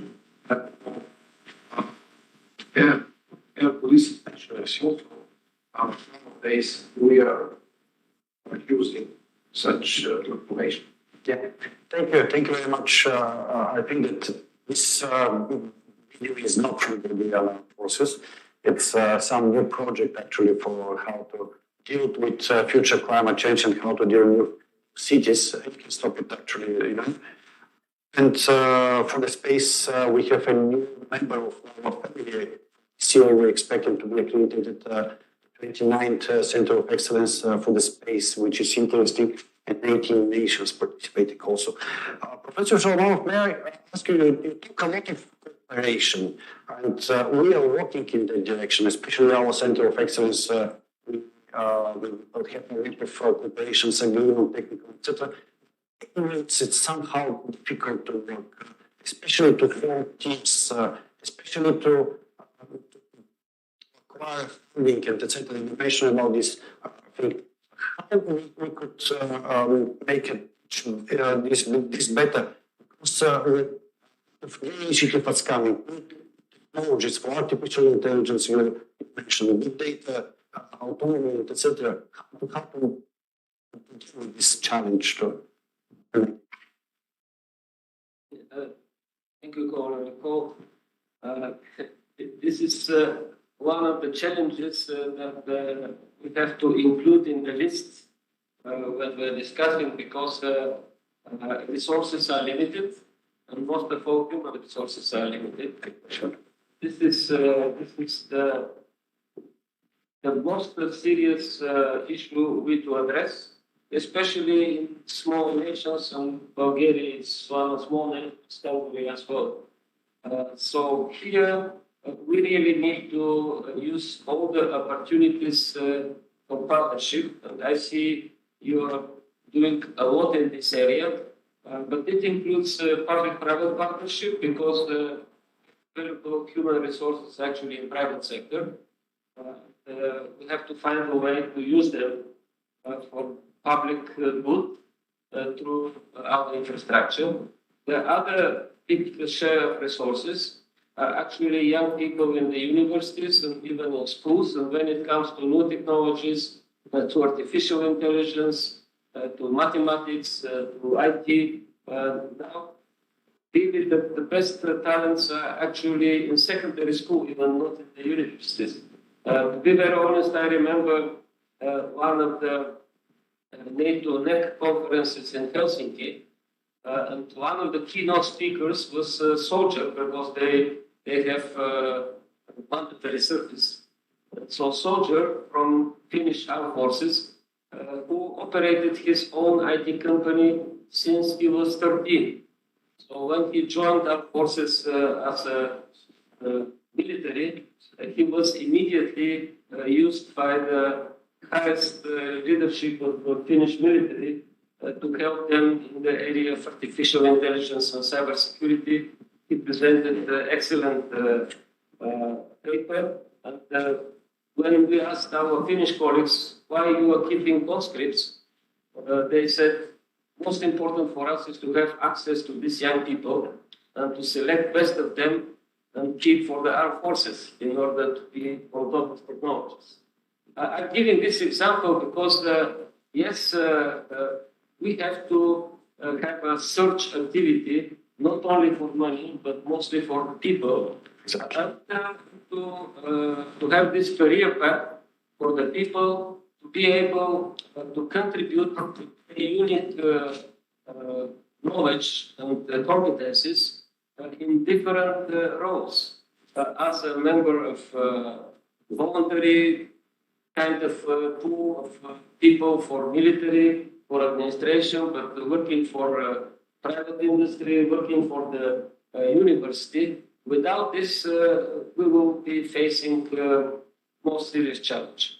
Money are not an issue, I think, at least for our work, but people are really an issue. And to motivate people, to give them opportunity from the very early time in school, and actually to use them until they have capacity to contribute.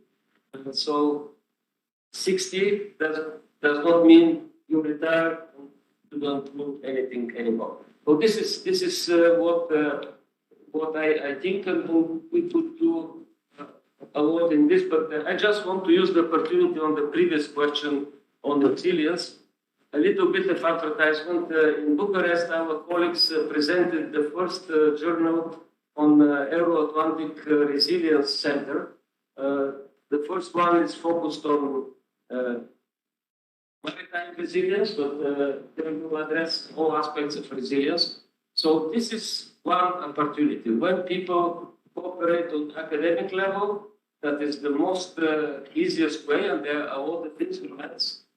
This cooperation will be brought up. And last but not least, when it comes to infrastructure and resilience, definitely we need redundancy. That costs the money, so it's the issue of protection. But based on our experience, when the situation is really critical and everyone else is not able to respond, everyone is looking to military. So at the center of the resilience are capabilities of the military to respond in the most critical cases. It was absolutely proven in area of cyber defense, by the way, because normally when there is serious cyber attack, civilian networks are compromised for a very short period of time. The only network that could be used to start recovering essential capabilities for communication information services are military networks. So this is just one example, but this is a crucial example, and we have to think about military as a main instrument for providing resilience through critical elements of critical infrastructure and through people. But people that, and Israel is the best example as well. Because most of people, all the people actually pass through military, the nation is very resilient. And all decisions taken by other institutions are based on the judgment that was developed during the period these people were in uniform. Yeah, thank you. Thank you very much, actually, for comprehensive answer. I cannot close this panel. Very interesting. Before to ask the Colonel something about how you manage it and how you implement this project, which presented with the movement, especially experience, actually the greatest experience. The Ukraine, 205 million people which are coming on your territory. I think that now 1.5 to up to 2 million already settled in the Poland as a citizens and implemented in society, which is very interesting actually, because the huge problem of the mass movement and immigration flow especially is how to socialize a huge amount of people in the society. Okay, so thank you for your question. So,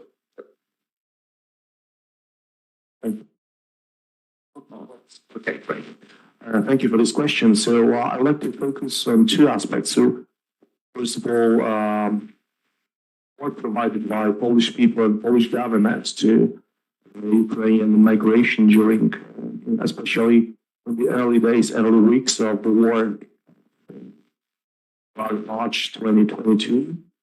In my opinion, the key success factors the synergy efforts of the whole society and the government. So we have both government agencies prepared for this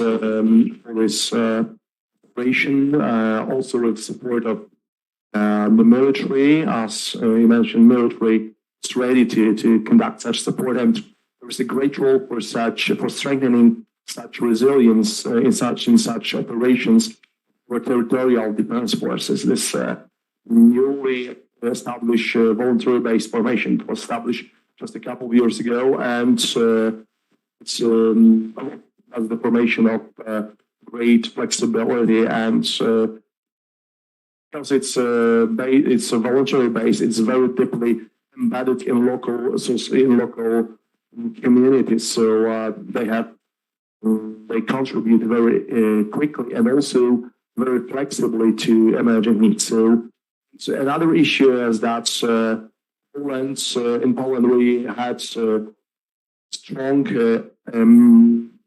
migration from Ukraine before the war. So it was also additional factor which was to receive Ukrainian migrants, Ukrainian refugees in early days of the war.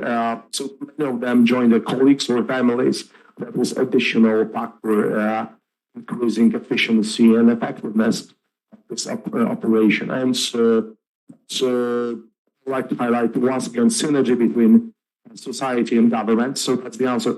One comment you asked me about the project. It's a project of strategic analysis, and the answer to this question combines very well with remarks made by Professor. Yeah, that's right. Because we rely mainly on contribution from civilian universities. So in our we've been conducting this project for nearly 4 years, and about 70 different universities, research centers, organizations have been contributing so far. More than 700 researchers, professors, PhDs, experts have contributed. And what are the, let's say, success for that? So first of all, it seems to me it's kind of them support. But there is one more thing. It's kind of a governance model in our higher education system, because universities, during assessment of their scientific performance, depends on the scientific discipline, but nearly it's about 100% of the final assessment depends on evaluation of the social impact of research, of the society, on economics, or also on the security and defense. And so those universities which actively contribute to our project, they have good evidence to be submitted for the evaluation team. So that's additional motivation for rectors, for deans, presidents of universities to contribute to their researchers, to participate in our conferences, to engage in military projects. Yeah. Thank you. Actually, that is the challenge, to give the floor to the doctors and professors, because it's very difficult to stop them. Anyway, actually, we are out of time, and I took 10 minutes from your lunch break. I would like to thank to all of them, and to give our certificates for appreciation Where are the certificates, please? Up here. Maybe this one.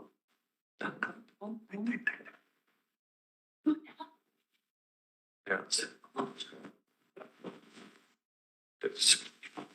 I would like to give you memorable from this address.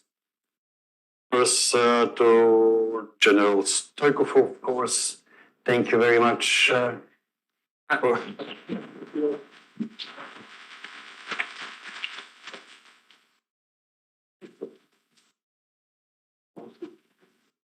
Also to Attila, please take this one. And after that, we'll have opportunity to take a picture.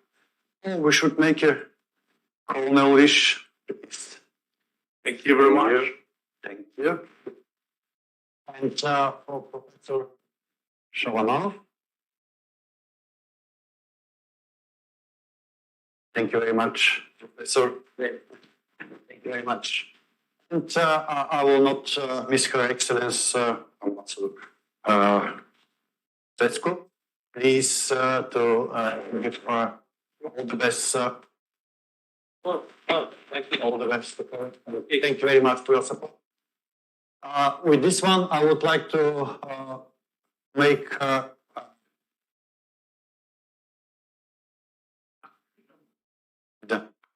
this is for appreciation certificate for participation.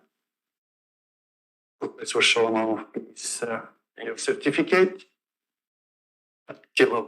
Sorry. And Andrei, thank you very much.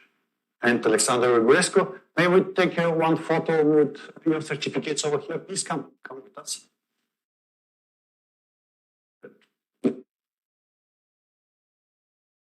One photo? Yes, show it, of course. That's the proof that you see it. 1, 2, 3, one more. Thank you. Please, all of you, come outside to take a family photo and that you can take your lunch. Thank you.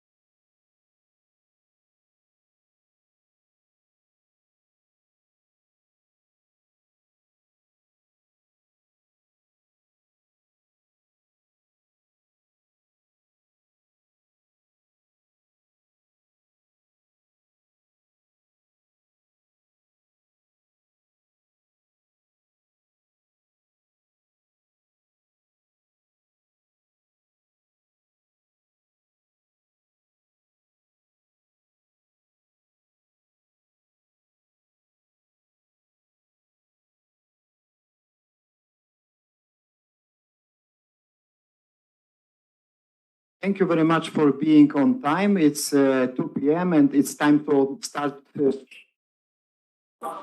And the moderator of this panel is the section chief in the transformation branch here in our center, Gergana Vaklinova. And thank you very much for dealing with this panel. And if you can, please introduce all the panelists, and the floor is yours. Thank you very much. Good afternoon. As of 2022, there are over 100 armed conflicts happening on this planet, and with an average conflict duration of 30 years, more than 30 years. So the majority of these conflicts do unfold in urban areas and exact a massive harm, human harm. So to include death, injuries, large displacement, but also economic deprivation. And to add to that, these conflicts, these armed conflicts also erode resilience and strain what remains of essential infrastructure and services that are necessary for survival and for well-being and progress. I'm Gergana Vaklinova, and I'm very happy to be the host of this discussion, to be moderating this discussion. And I have a group of excellent specialists and experts in very wide areas, but I'll come to that in a moment. First, I would like to share with you what is our goal today, and it is twofold. On one hand, we'll unpack contemporary conflict by means of discussing urbanization, human security, resilience, and also protection of civilians. And I cannot be happier, as I mentioned already, to have this crowd here because they will add their specific perspective and lens to these areas of knowledge and expertise and practice. So this panel, and then this is one side of one facet, and the other one is that we will then bring everything back together by seeking synergies and also establishing what could be potential recommendations for the security and defense sector when it comes to understanding and also tackling contemporary conflict. So this will be our goal. And as I said, I'm extremely glad to have here this group of experts. But before that, in the next hour and 40 minutes, more or less, we will go into 3 rounds. Round 1 will be 7-minute lead-ins by all of our panelists who will present their specific perspective, their lens to resilience, protection of civilians, human security, and urbanization. We will then move into another session, follow-up session, where they will dig deeper and they will explore in more detail their respective topics. And then we'll open up to discussion. So open up to you, to the audience, here in person, but also those of you who are online. And there are a couple of ways to get engaged, and we highly invite and encourage you to get engaged in this discussion. So one is, if you're here, you just raise your hand, and then please present yourselves, your name and organization, so where you come from. Then please pose your question or share with us your comment. And then ideally tell us who from the panel you wish to address this question to. And please keep it brief, minute and a half, so that because we're here having specific time frame and we wish to give the chance to everybody to take part in this discussion. The other option is for those who are with us online, please use the chat function to raise questions or post your comments. And then the third option is, you've been exposed to that already, is through our website where you type in 1111. So for once, this is the password for our panel. And there you can post your questions, you can like questions, and then the questions that move up the order will be addressed here with the plenary. So these are, so to say, the modalities of what is ahead of us. With your permission, I will now move into presenting briefly our panelists today. To my right, we have Kamil Mozinski, Lieutenant Colonel with experience in military engineering and defense planning. He's currently the Deputy Chief of Planning Branch at the Polish Territorial Defense Command. Kamil will illuminate on the characteristics of the contemporary conflict, contemporary urban environment. Welcome, Camille. Next, we have Maria Constantinescu, who holds a PhD in international economics and has more than 20 years of experience in academic research and analysis in the security and defense sector domain. She's currently an associate professor with the Regional Department of Defense Resources Management Studies, that is with the National Defense University in Romania. And Maria will deliberate on human security and how this is related to contemporary conflicts. Welcome, Maria. To my left, Steve Reca, who is a humanitarian assistance program advisor at the U.S. Pacific Disaster Center. Steve has a background in education and training and in security and defense, and he's a member of the editorial boards of several peer-reviewed journals. Steve will discuss resilience from a conflict prevention vantage point. Welcome, Steve. Last but absolutely not least, I have here Ioana Shibila, who holds a PhD in security studies and is currently an assistant professor at the Department of International Security and Diplomacy, which is with the Institute for Strategic Studies at the War Studies University in Poland. Ioana is also an editor of an international journal focusing on security and defense, and she will address today protection of civilians in conflict settings. So welcome, Ioana. It's a pleasure to have you all here. So as I said, our goal today is to first unpack contemporary conflict by looking into very specific but also highly interconnected transversal topics. And then without further ado, I'll actually go directly into the first part, which is you, Camille. And we heard previously during the previous session, we heard a little bit about urbanization, but my question to you, Camille, now is, what are the characteristics of urban environments and why understanding these is critical for the military in the contemporary environment?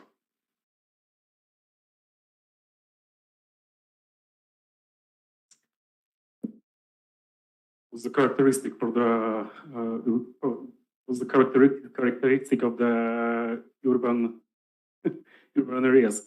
Okay, I'm a military man, so I will present the military point of view. You know, as you know, the armies used to clashes from centuries in the field. The commanders set their forces in the battle order, which was determined by the speed of maneuver of the detachments, by the range of the armament, and also by the availability of this space. But the urbanization made it that it changed. Potentially, the speed of the maneuver with the use of existing road infrastructure increased.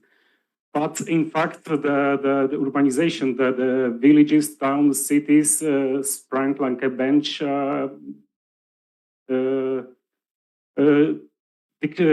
decreased the speed of maneuver. Also, the availability of the space decreased. So in the main conflict of the 20th and the 21st century, the urbanization had a great role. Just I want to mention the Battle of Stalingrad, then the first and the second Battle of Grozny, the siege of Aleppo, or recent fight in Ukraine. The urbanization was always is a factor of the development of the armed forces in predicting how the armed forces will look like. We have to take into account the urbanization problem that we will no longer can plan and fight as we used to. During the previous session, the Colonel Lise mentioned about the Ukraine. I would like to go a little bit deeper into this problem. I want to say that the Russians very carefully, I think they very carefully observed the previous conflict and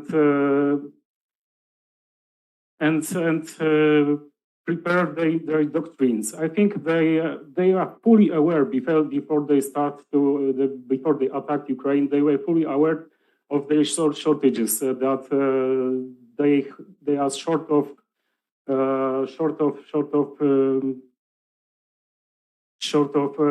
good communication, that their cadre, especially the younger staff, is not prepared for long conflict in the urbanized area. The Russians has a doctrine, like every army has a doctrine. They have a doctrine for the fighting in the urban areas. Their doctrine says that they are going to siege, conquer the urban area by three methods.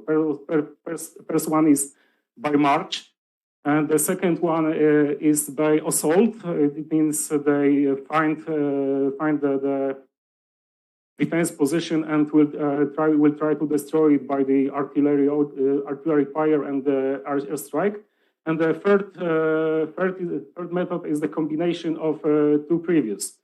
It means that they try to cut off the city and destroy the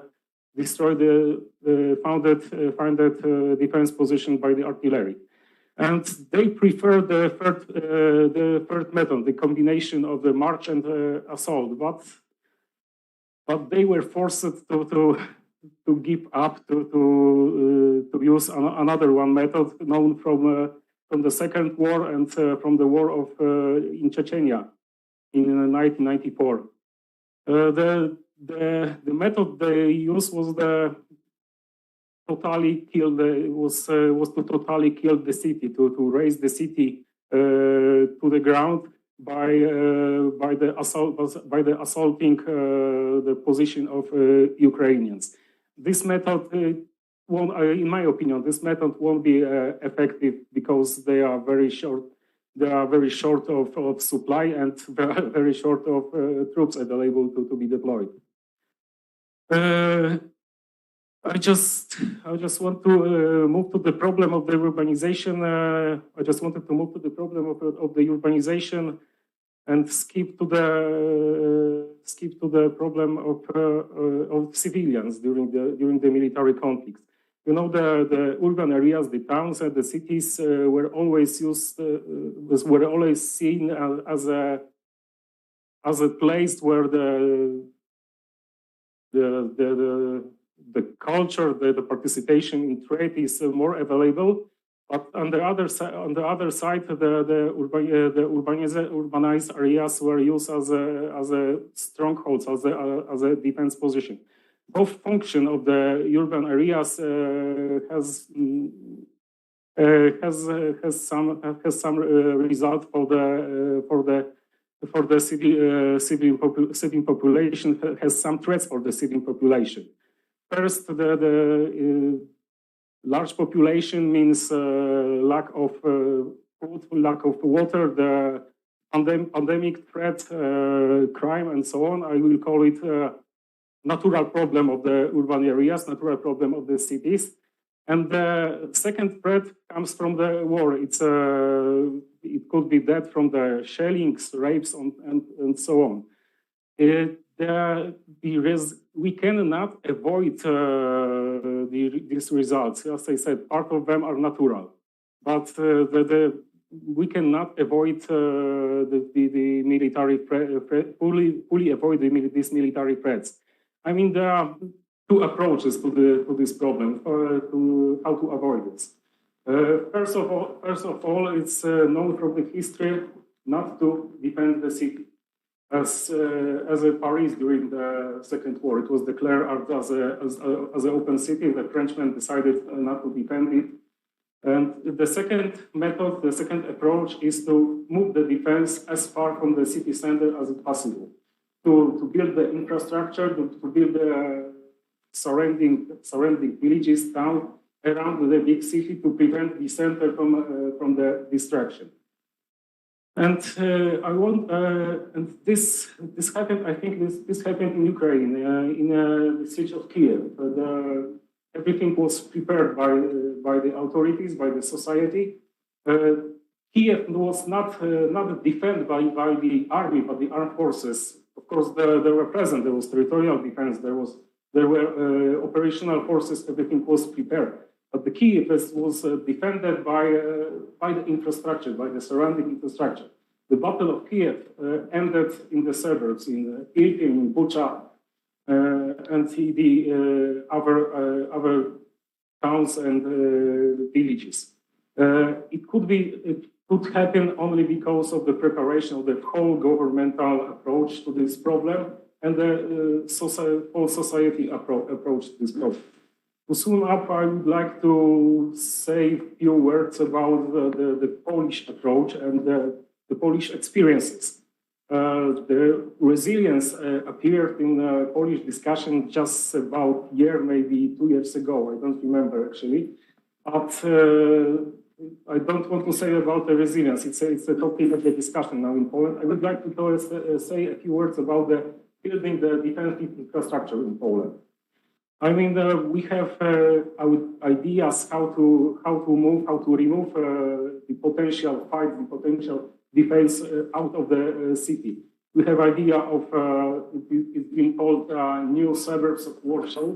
It's the idea to join the existing infrastructure with a newly built infrastructure to remove the defense about 30, maybe 40 kilometers away from Warsaw. And also the second example is highway, which is built in the eastern part of Poland via Carpathia. It goes going not by the Poland, but also through the Bulgaria. It also prepared defense position. Yeah. Thank you very much, Kamil. I think something you mentioned is very critical because the urban environment has specific elements and specific components to it, right? That when broken down require specific attention and analysis in themselves. And one of these components are the people, right? So the human environment. And in that sense, and as I started off with, I said that, and this comes from a latest report from the United Nations Secretary General, that we have 100 currently armed conflicts worldwide, and in these, the harm to civilians is tremendous. So that leads me to asking you, Maria, what is it with human security? And this has been a topic of much discussions, and not only lately, but for some time now. So what is human security, and how is it related to what we are discussing today, to contemporary conflict? And what would be key elements for us to keep in mind whenever we are unpacking that very difficult question? Amazingly, so to speak, human security is not a new concept. It has been around from 1994, actually. It was a concept who came up from the United Nations. United Nations Human Development Report in 1994 identified this concept on 2 areas. It's a very illustrative approach they had at that moment. Human security means freedom from fear and freedom from want. Freedom from fear actually covers what we now understand from national security. So defending the country, the assets, the people, and so on. Freedom from want means everything else. Human dignity, economic security, food security, so all the other areas. The concept is quite interesting, but it has one problem. And this is the reason why we have not seen it applied very often. The problem is it's too broad. So it actually covers all the aspects of what make a society a developed society and a safe society. It's quite all right from an academic point of view, but when you get to the nitty-gritty of putting in practice policies, what do you do in this area? We are not very far from 1994, so we haven't advanced yet. At least not many countries in NATO did this. Now, the recent events, and I'm not talking only about the conflict in Ukraine, but also COVID crisis and any type of crisis, have highlighted the need to move beyond what we understand by national security towards a concept called comprehensive defense or total defense, and this relates to what Camille said, we need a whole of society approach because we have seen the resurgence of this asymmetric warfare, hybrid warfare, and so on. You cannot talk about resilience without covering all these aspects. What means resilience? I'm going to give just one very brief definition. The will and ability of a society to withstand external pressures and to recover from those pressures. So resilience means a little bit more than just preparing shelters for civilians, making sure that you have a list of companies who can provide you supplies in terms of crisis. It means actually covering all areas. And at NATO level, we have the comprehensive approach to crisis, which is a very good start. But it is a far cry from what means a comprehensive approach to defense. If I were to take the example of a country who really went very, very far away in this direction, is Singapore. So they have the concept of total defense, and total defense has 6 pillars in their case. It's military defense, it's civil defense, so what we understand by civil preparedness, but also economic defense, social defense, digital defense, and finally, but not the least, psychological defense. So these areas cover actually all the aspects a society should keep in mind if they want to ensure human security, coming back to the first concept. And as my area of expertise is defense planning, but I am also an economist, I would like to insist a little bit on the concept of economic defense. This concept is usually overlooked in military discussions. Nobody thinks of economic defense. And yet, it's quite an important pillar and support for what means military defense. How can we ensure economic defense? It has actually 3 areas: individual, government, and finally businesses. How can we ensure economic defense at an individual point of view? Let's imagine a situation, a crisis. It can be a cyber attack, it can be an armed conflict, it doesn't matter. The result is that all the ATMs are down. You cannot take out money from the ATM. You have no money left in your home, so people resort to what? To loot. They cannot buy anything because they don't have the money. So the simple idea of having money in your home is part of what an individual could contribute to this area of economic defense. What about the government? The government can contribute a lot, but not only through the Ministry of Economy. But to give you another example, the level of indebtedness of the society. How much credit did people take? Apparently, what's the connection with defense? One of the areas of connection is through what makes a society have the will to withstand the pressure from outside. If you have a society where people fear their tomorrow, from an economic point of view, for instance, you will have a divided society.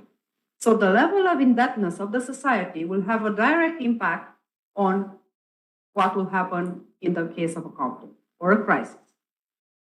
I'm going to draw the discussion a little bit towards something that we have seen happen during COVID crisis. A country which is dependent on supply chains from other countries on essential goods. During COVID, it was masks, for instance. During an armed conflict, it may be ammunition, it may be maintenance for airplanes, it could be anything. But as long as you are dependent on another country with essential goods, even if it's an economic problem, apparently, it has direct implications on the military. Another example, and I think this is familiar, is related to China. They export a lot of components because they are cheap, they are useful, but these components may be found in military systems, in military hardware, which could lead to a security risk. Balance of imports and exports, and coming back to human security, and what part of human security is food security? Where do you take the food for your country? In case of a conflict, in case of a simple, within commas, pandemic, right? Which totally disrupted the supply chains. We are looking now at the effects of the crisis in Ukraine on countries far away from Europe, for instance, in Middle East, who are dependent on imports of grains from Ukraine. So it's not a very good idea from a planner's point of view to separate things like, okay, the military is this side, the economic is just the part that should be dealt with by the Ministry of Economy or Ministry of Finance and so on. We need a whole of society approach to this. Because when we talk about crisis, we have those three steps, right? It's a preparation, response, and recovery. From a planner's point of view, this area deals a lot with the preparation phase. When the crisis strikes, it's really too late to think of all these areas I have highlighted so far. So you need time to do this. You need coordinated policies between all the ministries involved. Ministry of Defense, Ministry of Interior, Ministry of Foreign Affairs, Ministry of Agriculture, the economy. Without involving the military, the government, the businesses, and the entire society. To give you an example, NGOs or even faith groups, religious groups, the churches, they all can contribute to achieving a more resilient society. And through this, coming back to where we started, to really achieving human security. Because without this integrated approach, we really cannot talk about a real human security, which will just remain an academic concept. That's it. Thank you very much, Maria. As you mentioned resilience and already highlighted the interlinkage, so the linkages with human security, but also, contextualizing this in an urban context, speaking widely when it comes to conflict, I picked up on something that I want to then turn to you, Steve. Maria mentioned withstanding. So there's this will of withstanding in resilience and this general definition of resilience. And we know from discussions, and indeed, resilience is not a novel concept, not at all, including not for the military and for the security and defense sector. Indeed, there is reinvigoration of this concept. My question to you, Steve, is also building upon what Maria said, what about prevention? What is it that should be resilient, especially when we talk about prevention, and especially when we talk about security and defense sector? Good question. Good afternoon, everyone. And thanks, Gergana, for leading us the panel here. Just a couple of brief thoughts pulling from you, Camille, and from you, Maria. The notion of and the notion of whole of society, it strikes me that modern conflict is much like ancient conflict. There was a brief pause for many of our careers where civil society wasn't part of conflict, wasn't part of military planning. And I think we've come full circle to that. And recent conflict has proven that it does take all of society to prepare for and then engage in both conflict prevention and conflict action. Thank you for leading me into this. So as we talk about resilience, first, right, it is not a novel concept, but I think if we ask each of us in the room here what resilience is, we may not agree with the definition that you provided, Maria. We probably have something that we thought was and how we describe it. And it's probably fairly similar. The idea to prepare for, absorb, and recover from something. But nevertheless, I think that's one of the challenges. It's a very broad topic, much like human security, which is so broad that it encompasses everything we do. So, to your question specifically, how do we think about resilience on the preparedness and prevention side? The focus that I'd like to talk about is more on why resilience in a society, in a whole of society, is essential for building a longer term, through conflict, post-conflict resilience. And how do we identify what resilience is? So there's actually some formulas that help us to get there. And part of that is understanding the vulnerability of the individuals involved, so the community, and the coping capacity of the system. So the coping capacity meaning the processes, the resources, the capabilities broadly of the government, private sector, and civil society to cope with a natural disaster or conflict. So those two together, in a measurable sense, we can actually measure resilience in a community. So part of I think the answer is understanding that as we think about how to prepare an urban population, all facets of that whole society for conflict. I think you mentioned early on, so Maslow's hierarchy, or perhaps we talked about it over lunch. So part of what I think about when I think of resilience is, yep, I need food, I need clothing, I need shelter. But then I add in lifelines.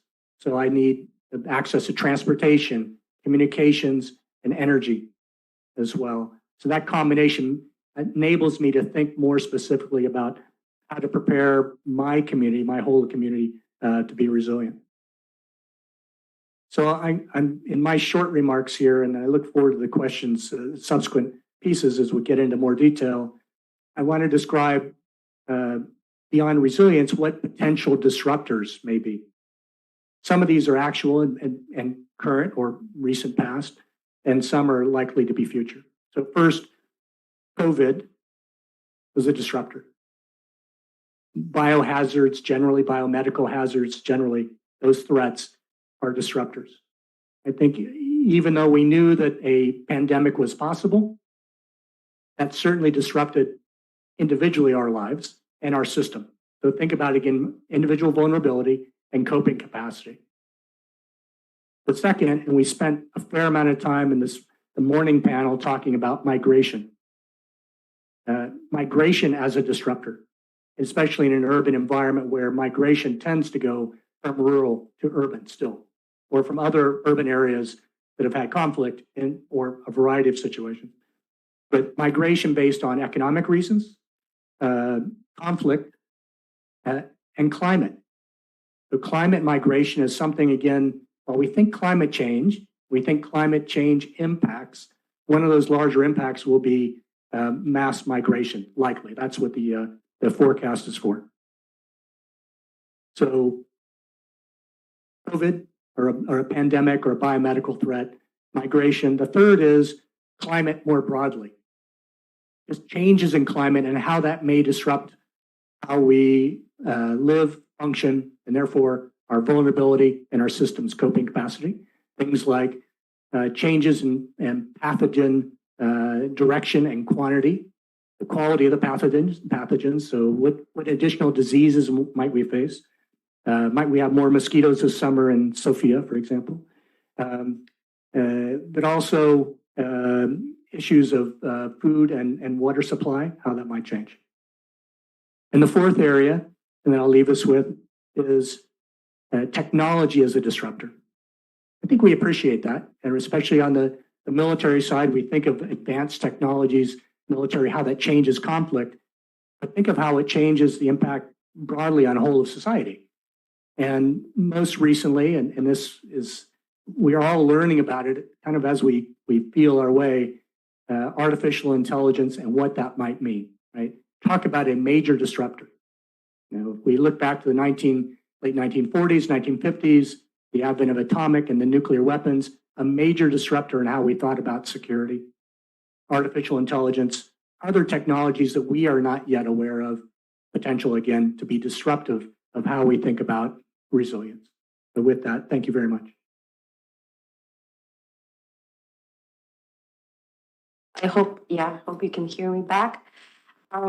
Something indeed what you're saying and then what we've been thus far discussing is one thing is that is the common, I would say, undertone of it is the complexity and the vulnerability, the volatility of the current security environment, right? So it is very connected, it's very open, and as you're saying, these might be disruptors at a certain point, but these are also the underlying fundamental characteristics of a modern contemporary environment. And yes, we've been building upon and coming to you, Ioana, with people, right? So we talk about urban areas, we talk about bright cities, we talk about, this shift of focus to human security, and we also discuss resilience, whereas we're not only and simply looking at civilians as victims, but also, possessing coping capacities and mechanisms of their own to, be resilient and potentially protect themselves and also support, other efforts in case such are to happen or are happening. So my question to you is, what capacities are required to effectively protect civilians from a contemporary conflict point of view? Thank you very much. A lot already has been said about the things that contribute to the protection of civilians. So I will only very briefly refer to several examples of such capacities and capabilities which are needed to protect the civilians effectively based on the lessons that we can learn from contemporary conflicts, especially from the conflict in Ukraine, as I believe this gives us the most valuable lessons, as we here in the NATO will most likely be facing similar threats in the future. So I would begin with saying that we definitely need the capacity to conduct our military defense in such a way which reduces harm to the civilians to the minimum. And of course, it may seem pretty obvious for us, as we here in the NATO accept the principles of international humanitarian law. We are trying to implement this human security concept. However, if we look at how contemporary conflicts are like, we can clearly see that implementing those principles is not always that easy.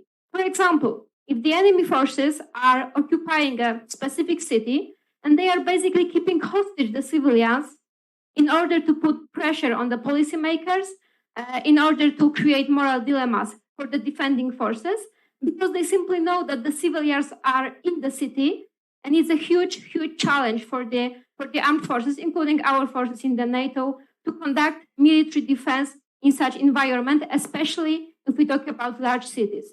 Another capability I believe we should have is the capability to absorb large numbers of refugees and internally displaced persons. And another thing which is strictly connected to the issue of evacuation is the capability to deal with mass movement of people. And we could see very well in the beginning of the war in Ukraine how difficult it was for the Ukrainians to at least try to control this mass movement of people who were running in panic from big cities, totally blocking the roads. And it not only endangered the civilians themselves because, well, they became easy targets for the invading forces, but it also created huge problems for the Ukrainian armed forces simply because it limited their freedom of movement. Another capability I believe is worth to mention here is the capability to provide at least temporary bomb shelters to the civilians who cannot be evacuated, don't want to be evacuated because it also happens sometimes, or the civilians who are waiting for safe passage for evacuation. And despite the fact that we used to consider bomb shelters as something from the Cold War era, I believe that they are very effectively saving lives of the people, despite of regardless of the scale of the conflict, the intensity of the conflict. And by the way, I believe that we could learn a lot if it comes to the shelters from the Israeli approach to this problem. they adopted very, very effective policy regarding building the shelters in the homes of each citizen.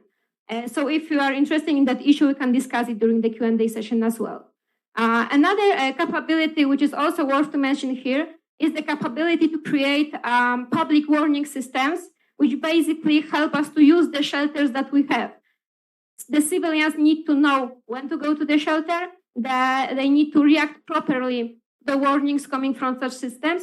And of course, training the civilians to react properly is another problem that we are facing right now, because most of us actually don't really know where to go when we hear a siren, for example. And without a doubt, another capability which is needed to save lives of the civilians during the conflict is the continuity of medical services. But if we look at what's going on in the world right now, we can clearly see that in many cases, medical facilities, medical personnel still become targets of the enemy forces, despite the international protection that is granted to them. So I think we should also consider implementing solutions which would help us to not only keep the medical facilities working during the conflict, but also make sure that they can work safely and very effectively, regardless of what's going on around during the armed struggle. And by the way, here again, we can learn a lot from the Israeli examples. And I'm mentioning that because I did a lot of research on this Israeli civil defense for a few years. So their solutions in this regard are also very unique and very worth learning from. I also would like to add another area, civil defense, which is kind of new because it doesn't appear in the classical concept of civil defense derived from the protocol additional to the Geneva Conventions. And it is psychological assistance to the civilians who are affected by the conflict. And why I'm mentioning it? It's especially important in the context of hybrid wars, when the psychological sphere, the information sphere, becomes another battlefield. And by providing psychological assistance to the people who are affected by the conflict, we are not only helping them to deal with the trauma of the war, but we are also making them more immune to the propaganda and disinformation coming from the enemy's side. And we are also enhancing the overall societal resilience this way. Of course, Steve mentioned before the need to provide food, water, electricity, and so on. So I will just confirm, yes, this is also very crucial for saving lives of the people during the conflict. But all of those capacities and capabilities that I mentioned before cannot be 100% effective if we don't have the last element. And this is the proper preparation and training of the whole society, of all civilians in our countries. And by this, I mean that the civilians need to know before there is any actual conflict, what should they do? How to react to the early warning systems? Where is the nearest shelter? How long does it take to get to this shelter? How will evacuation look like? Where can I receive proper assistance? And these are the questions we, as the Western societies, seem to not ask very often because it requires the acceptance of the fact that war may happen also in my country. And I believe that this is the issue we need to address as the NATO and as each of the NATO countries very urgently if you want to talk about civilian protection seriously. Thanks. Juana, and indeed, civil preparedness is absolutely key. And it's key in the phase where you prevent and you anticipate, right? Because as it was, I think we all agree here, if you start doing that in an active phase of whatever is happening, chances are that you might, you won't be successful. So thank you very much for raising this and also highlighting the importance of not only when we talk about contemporary conflict, all the complexity of the environment and interconnectedness and so on, how important it is to also think from an all-hazard kind of approach to it. So from things that we know, let's say we know disasters, we know certain types of conflicts, right, that we term as traditional conflicts, to things with low probability but extremely high impact, which, by the way, COVID proved to be one of. This leads me to our second round, where I will kindly ask you, four of you, to put on your planner's hat, right? because discussing conceptually what is resilience, what does it mean in an urban environment with these urban centers with its connectedness, people, services, infrastructure, and all that, and try to channel it in a way so that we come up with some specific recommendations, if you will, or ideas to follow up on when it comes to planning, when it comes to really deciding how to act. So my question to you, Camille, then is: you discussed certain strategies when it comes to urban centers, and when it comes to the role of the military. Would you kindly elaborate on at least one of these strategies when it comes to tackling this complexity in a conflict in an urban environment? So just to elaborate on one of the strategies you discussed. The strategy of fighting the urban conflict. Yes. The problem with the fighting in the urban area is that we move from the map, which is flat reflection of the environment, to the three-dimension layers. So we have to change our way of thinking, and the things which were visible in the map are not visible in the terrain, and the problem became more complicated when we go to the part in the urbanized area. The fights in the urban area is going to happen not only on the land, but also underground in the basement, inside of the buildings, on the roofs. And the problem is the coordination between all these kind of forces. Is the challenge for the military to prepare the forces, to prepare the equipment, prepare the procedures, prepare the people in the different way of thinking, out of the box thinking, to be ready to act in cut-off position without communication and clear orders.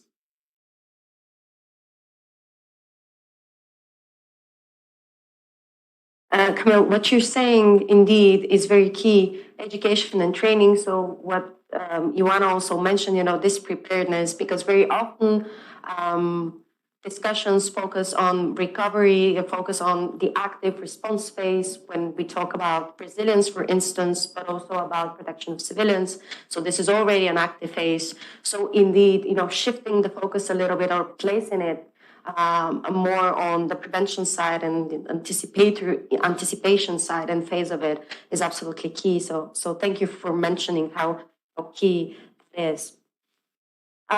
Picking up on education and training and preparedness, Steve, you mentioned a couple of potential disruptors when it comes to contemporary environment, security environment, and I'm thinking from a planner's perspective. What would be specific recommendations as for resilience in this phase that is in advance of conflict? That's an easy one. If I can, I'm going to spin this back to Ioana's point about I don't think any of our countries do a very good job of preparing the civil population. Integrating them into the planning process and to the preparedness side. I think we almost all of us here have grown up with let the military do it or let the government do it. I think we're beyond that. That conflict, as we're seeing, the lines between civil society and the military are completely blurred, and that we perhaps would benefit from reinvigorating the concept of civil defense that several of us have mentioned. Thinking of civil society as a complement versus a problem that we have to avoid or just protect. So integrating all of us and our families into that. And so back to the training and education piece, which allows us to be prepared, is ensuring that everyone knows that something bad could happen. So my background is in current work is in disaster management. So I'm thinking tsunamis, floods, hurricanes, pandemics, conflict, right? They're connected. And so preparing our civil society to anticipate that something bad will happen, that will impact their economic security, that may impact their ability to feed the family, as simple as getting money from the ATM machine, right? That's the key element, I believe, is emotionally, psychologically preparing civil society for what we're seeing every day on TV regarding or hearing in Ukraine, right? That if we prepare for that, then we'll also be prepared for hurricanes, tsunamis, floods, fires, the next pandemic as well.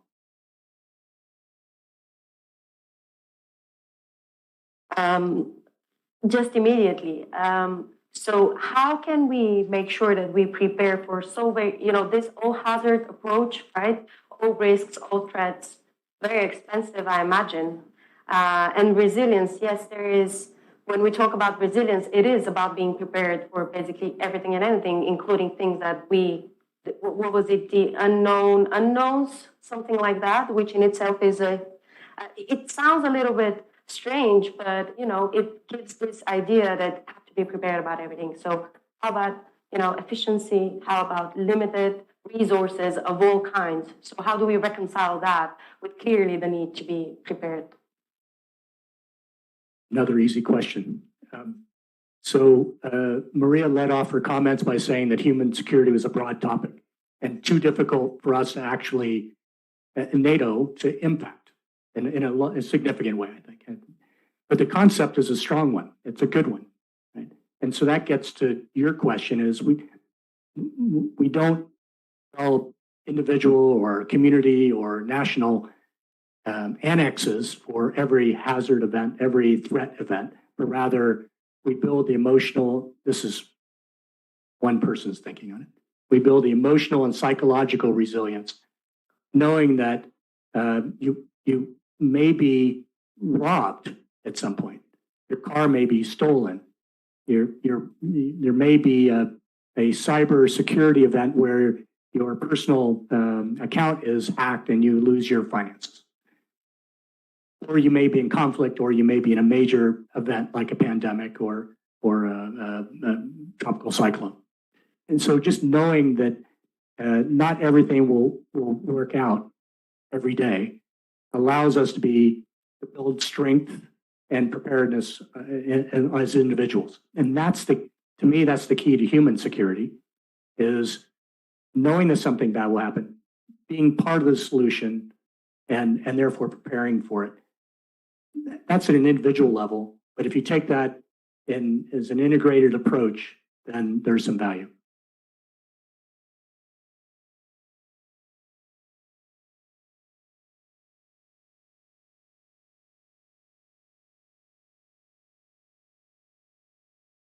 Since you brought into the discussion human security, I think, Maria, this leads me to a question that is, so human security and resilience, yes, we all agree, these sometimes could become quite fuzzy, especially from a military perspective, especially from a planner's perspective. So would you please care to kind of like elaborate and clarify where exactly is the difference? The linkages, I think clearly we've already established, but from a planner's perspective in security and defense, how does this look like?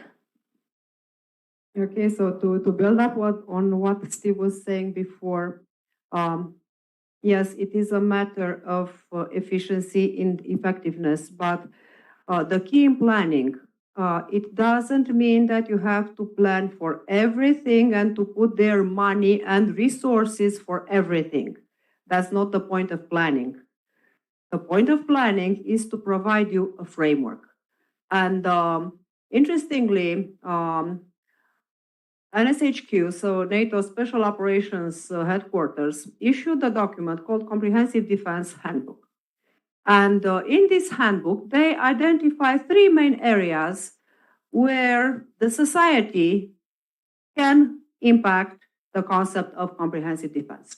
The first one is obviously the state, the public sector, with two areas. the military and the civilian part. And the other two are the private sector and the civic society. Interestingly, only 2% of comprehensive defense is insured by the public sector. The 98% remaining are tasked to the rest of the society. So this does not mean that you have to allocate a lot of money to the budget, the national budget, in order to be prepared. A lot of this burden can be supported by the civil society. But what is needed are plans. Where do we start in defense planning? There is a level up, something called National Security Strategy. And I think all countries present here have this kind of document. National security usually takes a look at all the areas we were discussing. And one of these areas is defense.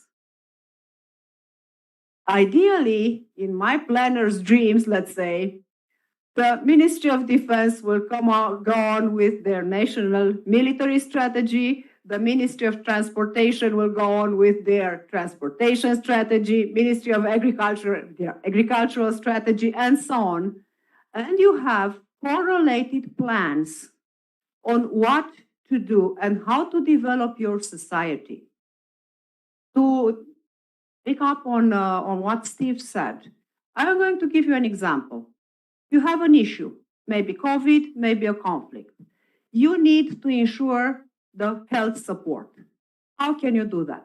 Military hospitals, civilian public hospitals, or you can enlist the help of the private hospitals in that country. They can help with the condition that you have the plans already prepared.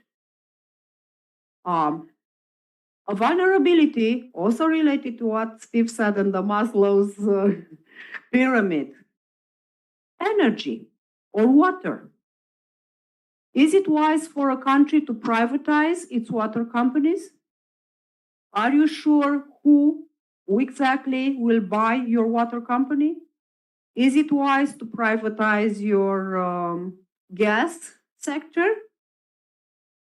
You never know exactly who the buyer is, and you may end up in the situation in which, in a conflict, you need to rely on the business side of the society, and you cannot rely on that. Going further on the private part with the citizens themselves. You cannot expect, as Joanna said, for the citizens to educate themselves, maybe just on the internet, on what they should do in the case of an emergency, where the shelter is, and so on. So this is the obvious part of the iceberg. But coming back to economic security, is it wise to let your people educate themselves in matters of finance, for instance, on cryptocurrencies, on how to use different technologies? It's something that you start from actually the lower grades with the children. And you have to integrate these approaches until we get to a society that it's able to understand instructions and to think in a coherent way. We do not have this at the moment as a policy in NATO and in many other countries in Europe, actually. I'm not talking further away from Europe. There was one country who had this approach, Sweden. Not NATO, but Sweden, before 1989, had a very strong approach to what means this kind of planning. Integrate the plans of all ministries.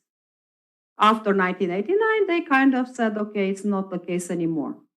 Right now, with all we know, after we have faced so many crises recently, Sweden has revamped their approach of total defense, which means also correlating the plans from top down. It's not only a matter of assigning one ministry or another to do a job without having a correlated and integrated approach. In the military sense, I would call this a joint approach. But if we talk civilian, it would be whole society, but we need a starting point.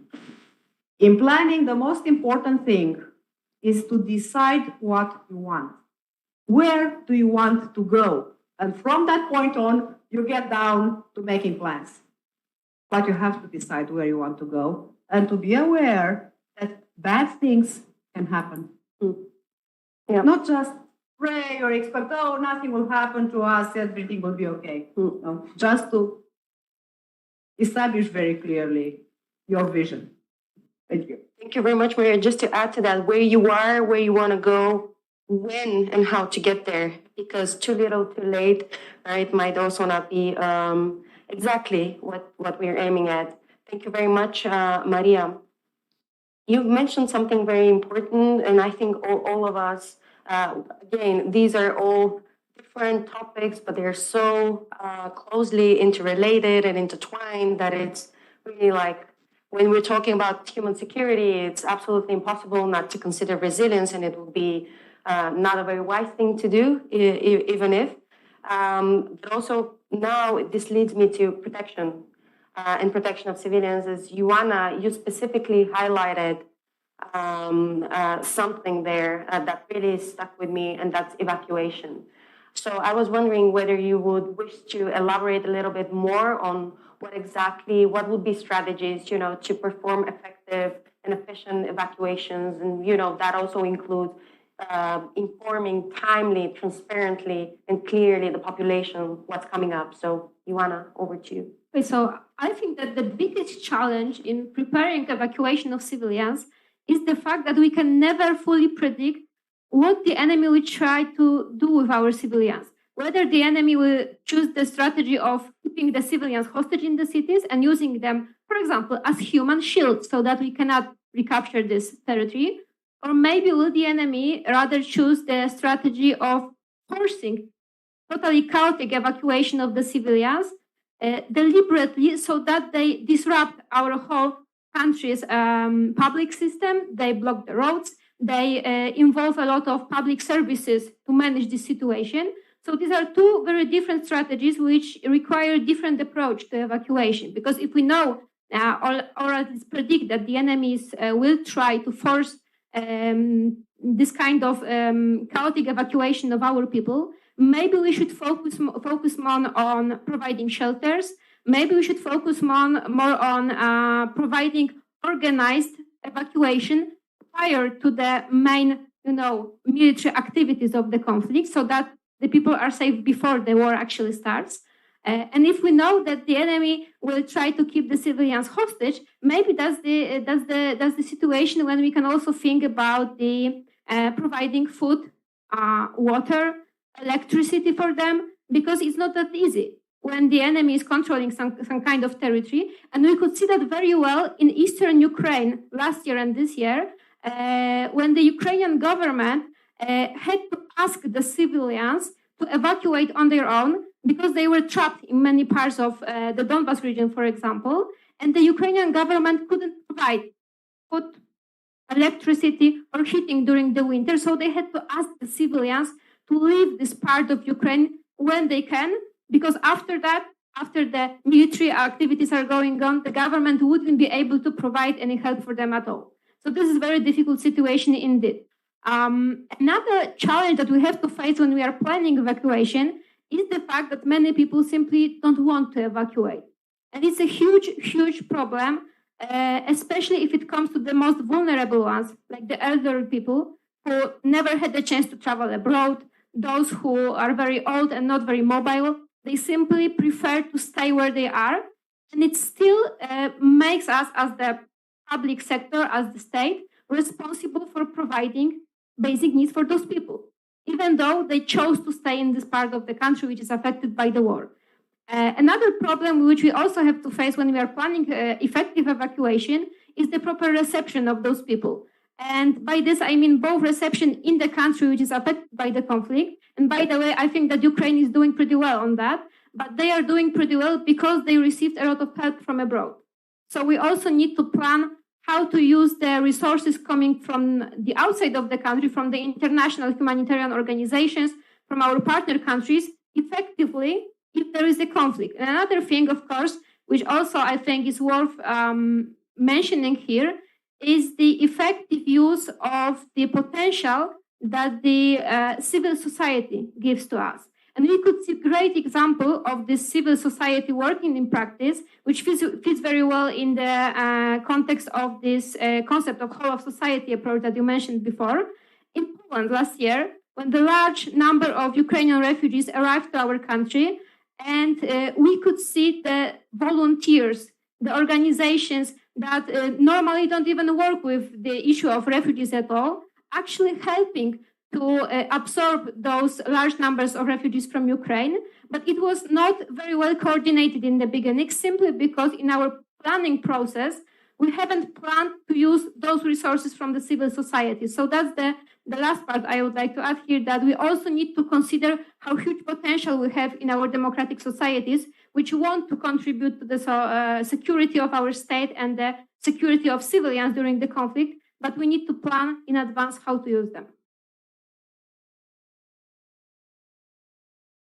Ioana, I just would like to add something because I picked up on something very important you said. When we talk about evacuation, when you talk about preparedness, response, and all of the phases of a given crisis or conflict or disaster for that matter, you know, it always has to be tailored to the needs and the experiences of the diverse different groups. So when we talk about population, right, we mean, you know, there might be different needs for the elderly, so those who may not be able to move at all and to evacuate, and to, you know, some other groups that, for whatever reasons, for instance, women, they cannot move because they have to, for instance, take care for the others. So this tailored approach to the needs and experiences of women, men, boys, and girls is absolutely key, because they will have also different coping mechanisms and strategies which are absolutely key to be taken into consideration so that we ensure that our actions are effective and efficient, building upon what's there available. Just to add memory, social memory, institutional memory. The example you provided, Singapore, Japan, you know, their type of doctrines and concepts, you know, they build on that experience with disasters. So Japan, for instance, and I know, Steve, you can talk more about their preparedness to that. But this is just, you know, building upon these elements.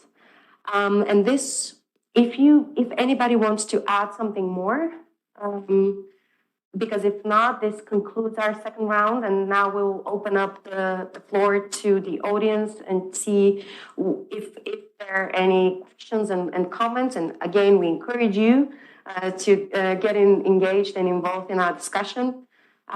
So just opening up to the floor to see if there are any questions. Please raise your hand, and you will be provided a microphone so we can hear you. So any questions from the floor? Not at this point. I see there is one that we received from one of our participants online, and it revolves around the idea of civil-military cooperation or civil-military interaction. You know, what are the linkages? What are the differences and similarities between NATO and the UN? But I mean, we might tackle this from, you know, a more general perspective, and then whoever feels comfortable get into more of this comparison sort of answer. But civil-military cooperation, contemporary conflict, and all of what we have discussed. Is there anyone who wishes to kickstart this round? Steve? I'll start with maybe not the conflict side, but the disaster management side. I think all of our countries represented here, the Civil Disaster Management Organization in the country, and it could be military run, but probably civil run, has experience integrating activities with the military. So think of fires here in the Balkans.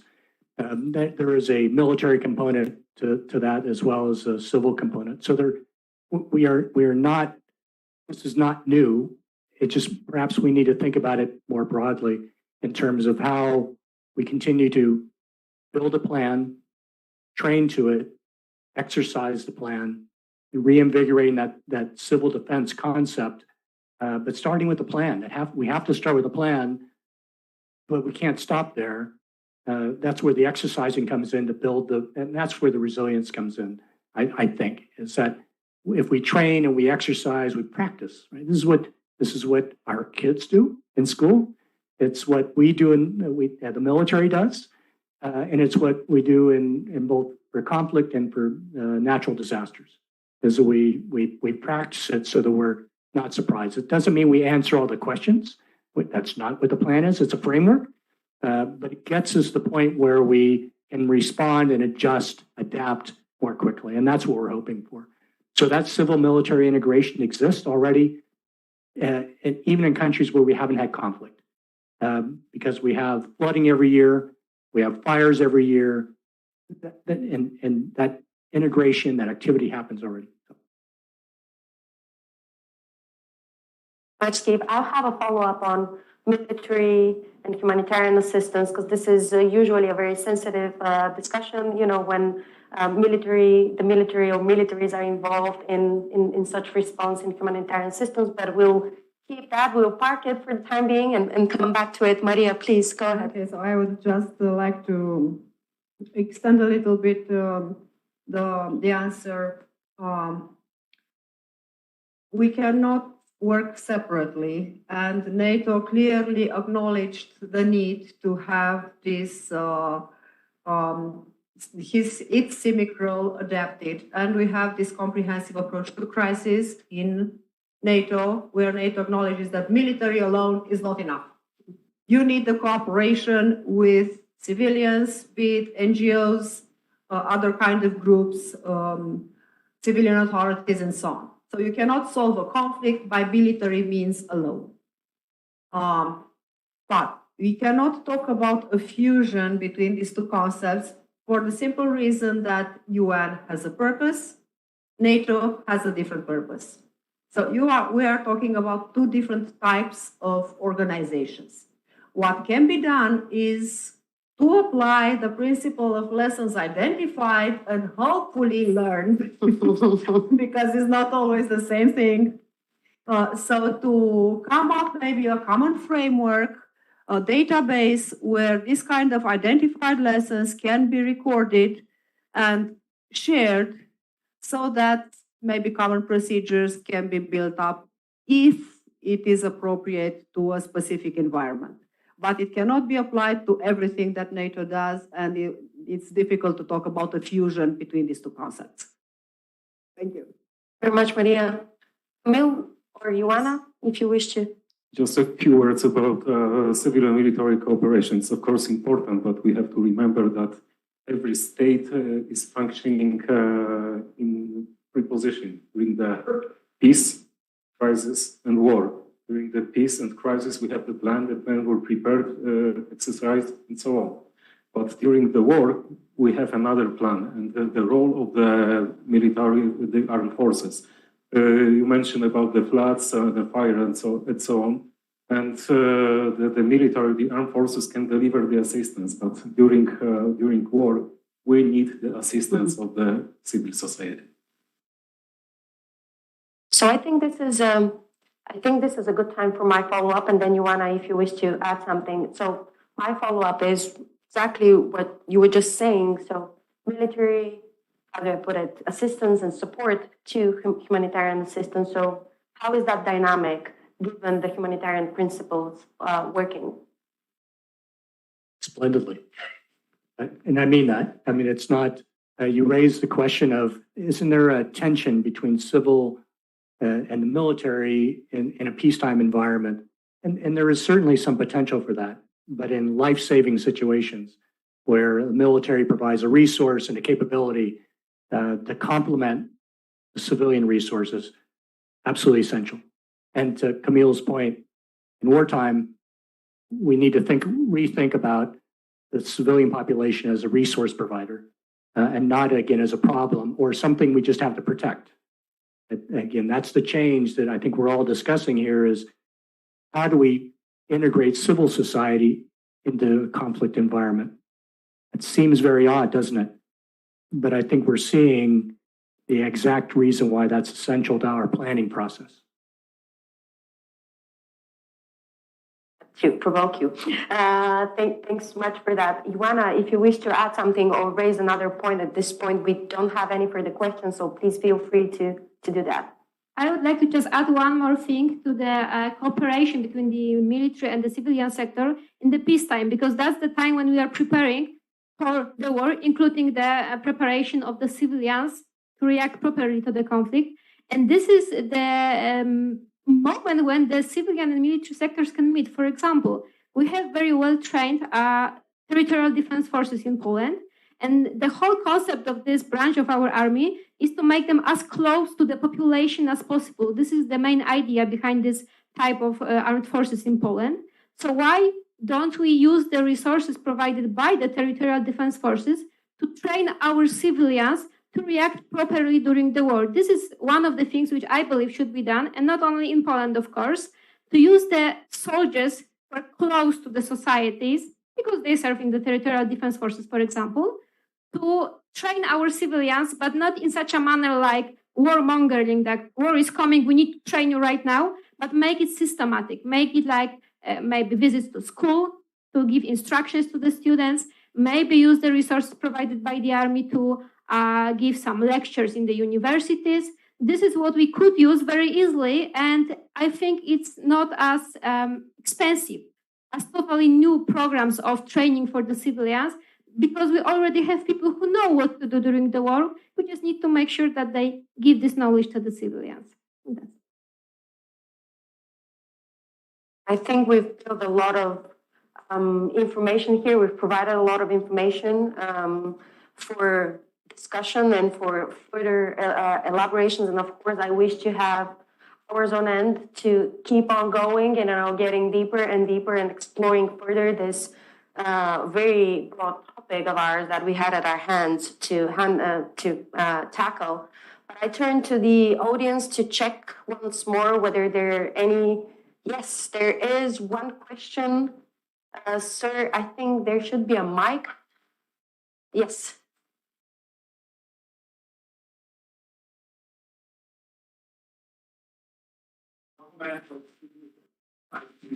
I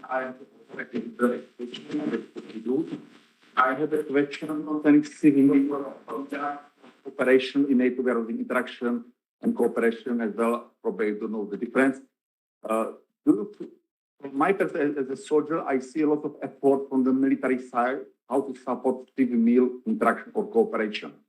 I would like the effort from the civil side. So would you agree with me, or you have different opinion about it? Thank you.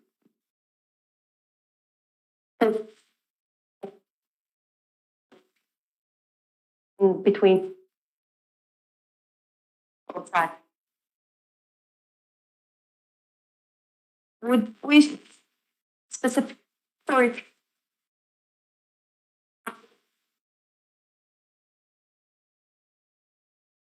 It's a very interesting and good point. The word is CIMIC, but I think probably the order should be reversed to really reflect the reality. There is a reason for this, because when we think of defense of a country, the first, let's say, aspect or organization that comes into mind is the military organization. And this is why they are sort of in the lead of this process. The civil society follows that, but indeed it would be better to have a better cooperation and a more balanced cooperation, if you want, coming also from the civilian society. The question is, coming back to my background as a planner, who? The key issue is who exactly should lead this effort from the civilian society? The public civilian ministries or NGOs or the civilian society? So we need really to build a framework for this, because it's not fair just to leave this, let's say, to the press, to the media. They will have just, maybe, I don't want to say biased view, but a narrower view on the matter. And it's a very complex topic that needs to have the support of a lot of areas of the society. So I quite agree with what you're saying. And it's an area that needs to be really further explored.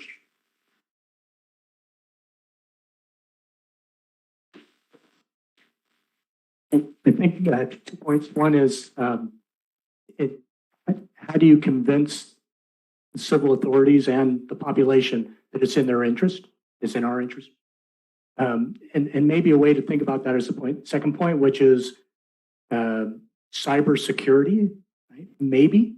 I mean, we're learning an awful lot about how that impacts civil society as much as it does defense and government. And so maybe the lessons we're learning on how the private sector and individuals think about their own security in that realm can help us much more broadly about how we have a whole of society approach to security. Great. Thank you very much, Steve.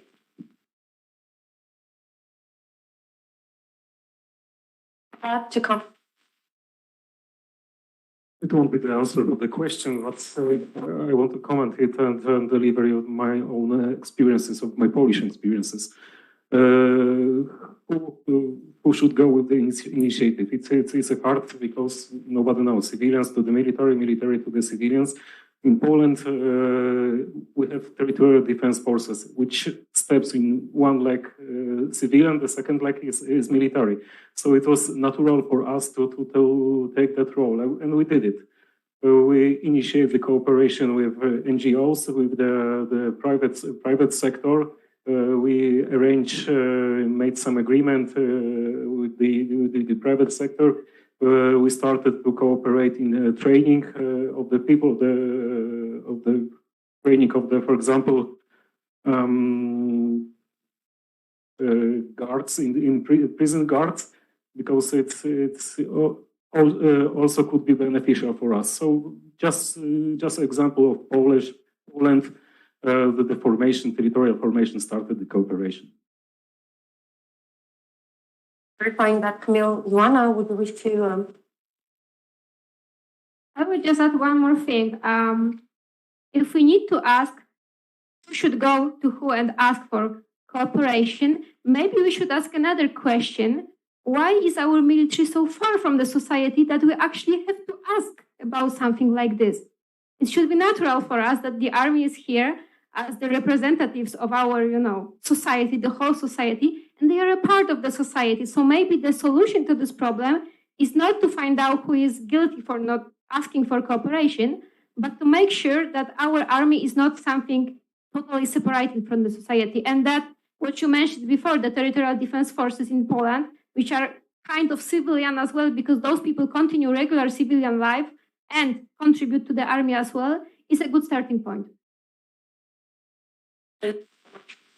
Coming up with some very specific points for what could be done, especially when it comes to CIMIC.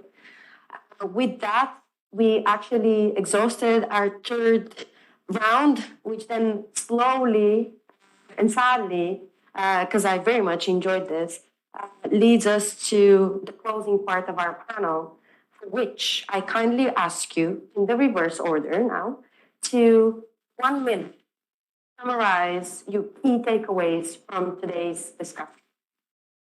Okay, so if it comes to my part, I would say that the protection of civilians nowadays has to be done in a very difficult environment, not only because most of the conflicts are in the urban environment, but also because we are dealing with the enemies that often totally disrespect international humanitarian law. And you have to accept this fact when you are planning any kind of civilian protection. And the second thing that I would like to add here at the end of this discussion is that the preparation of the whole society matters a lot. It helps us to use the resources, capabilities, and services that the government and the public institutions are able to provide. Without it, protection of civilians will not be effective. So I'm not going to summarize, but I'm going to put again a point on how do we prepare all of society. And so my question for online and for us here in the room is maybe we need to rethink how we think about intelligence. So intelligence is a primary driver of preparation. Perhaps civil society needs to have more access to intelligence. Something to think about. And again, in the run-up to the war in Ukraine, I think we saw public release of some very dramatic intelligence that helped prepare all of society for the upcoming events. So intelligence, right? Think about it differently, maybe.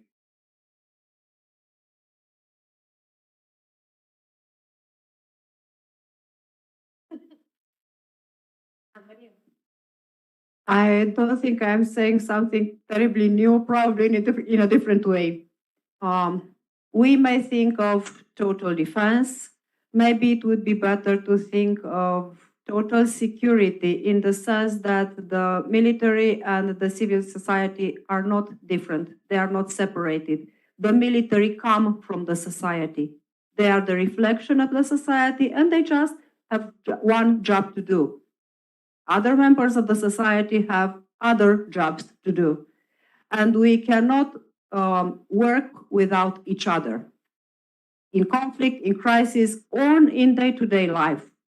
So to take the military jargon and apply it to this, it would be nice to have a joint multi-domain planning, but translate it into the entire society with all its components.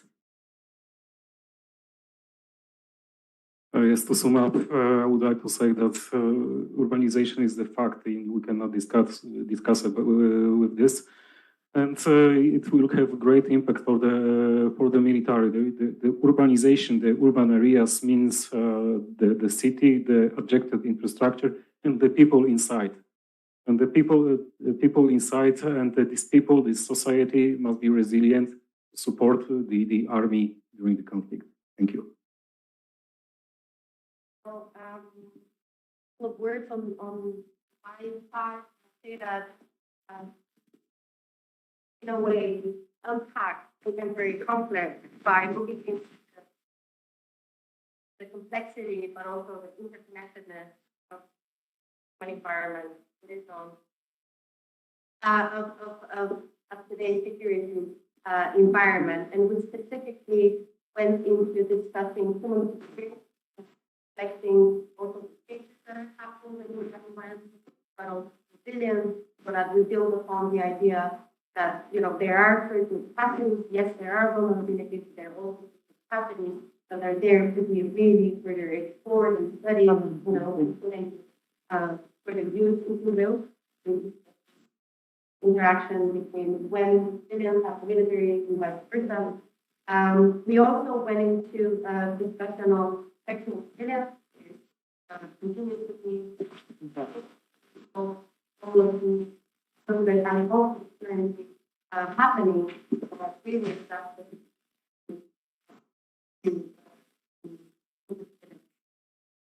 So maybe for all of you, the key takeaway is that these are difficult discussions. These are broad discussions, but they do merit our attention because they give us the chance to get a group of experts so that we see the linkages and try to build synergies, and cooperation, integration, so that we can actually work in favor of peace and security. And with that, I really thank you very much, Camille, Manya, and Benuana.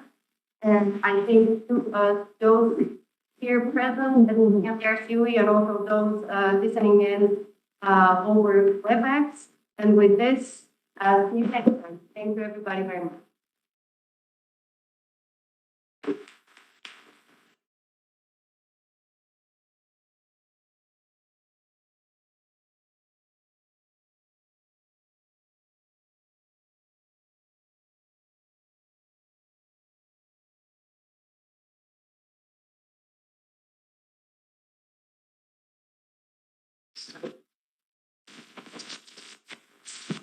Gonna tell all of you, I promise that next year will be different system for audio. Definitely, we need it. Thank you very much to all of you for great discussion and all these thoughts, what you mentioned, and starting with questions. And I fully agree with you actually what you said, and most important for me is what you said, that is very important. Be proactive before reaction in the stages of disaster circle, which is very important to be proactive in preparation and mitigation phases. That is the most important. And actually, in our region, this is a crucial thing because we are focused on reaction, and after that, next phase, but not in these phases which are most important for us. I would like to give you our certificates for participation. Thank you very much, Kamel. Yeah.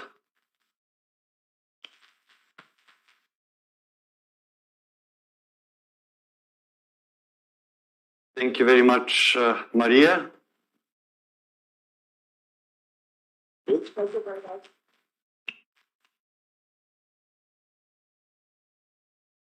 Thank you very much, Ioana. I don't dare to pronounce your family name, sorry. And Steve, our friends, thank you very much again for your participation and contribution to our conference. Thank you. Thank you very much. With this, I think that, Girgana, there is no certificate for you. With this, I think that we finish this important day. I have some words. Could you give me my notes? If you won't know, but just to support me, in this one. I think that, distinguished guests, ladies and gentlemen, I'm pleased to make a short wrap-up of the first day of the conference. This year event focuses on the new arising worldwide threats, and even we didn't start to mention about this one. There are a lot, and we see that every day become more and more threats around us. Current and global security challenges are critical to the operation and performance improvement within CMDR domain. More adaptive and comprehensive approach towards these challenges is needed. Our conference is a platform for interaction within the wide CMDR community of interest that aims to enable collaborative exchange to SMEs from NATO, NATO Allies and Partners, and participating organizations. We were honored to have with us online Major General Tony Wright and face-to-face Mr. Alexandru Gurescu within the Romanian embassy. They emphasize that the knowledge and the preparedness for dealing with all the variety of crises is crucial, and that the CMDR COE plays a vital role as a hub of expertise in the CMDR domain. We have been very fortunate to have the support of a great team of keynote speakers concerning the new arising worldwide threats. The Deputy Chief Lieutenant General Franco Stoichkov, Colonel Andrzej Lis, Director of Polish Training and Doctrine Center, Associate Professor Veliza Shalomanov, Deputy Director of the Institute of Information and Communications Technologies, Colonel Attila Varga, Head of Defense Administration Department of the Hungarian Ministry of Defense, and Colonel Borislav Genov, Director of the Defense Institute. Building the keynote session addressed security of urban areas and implications connected with the operational environment, and particularly the lessons from Ukraine. Building resilience through synergies, infrastructure as a key element of the resilience, and etc. Our conference seeks to draw attention to adequate preparedness and contribute to continuous adaptation within the CMDR domain and the security and defense sector in general. The panel provided a fruitful discussion on the topic unpacking contemporary conflict that explored urbanization and its application for security, while illuminating a comprehensive whole of society and whole of government approach to current and future challenges and risks. Drilling into resilience and human security further stimulated deliberation on effective protection of civilians and civil preparedness. From that perspective, thank you very much for participating on the first day. Tomorrow morning we will continue, but now after half an hour maybe, we will have opportunity to continue our discussion, fruitful discussions, and in front here in the yard, and to enjoy on the icebreaker in informal environment. Thank you very much, and let's continue outside. Thank you also for all participants which has been together with us online. Thank you.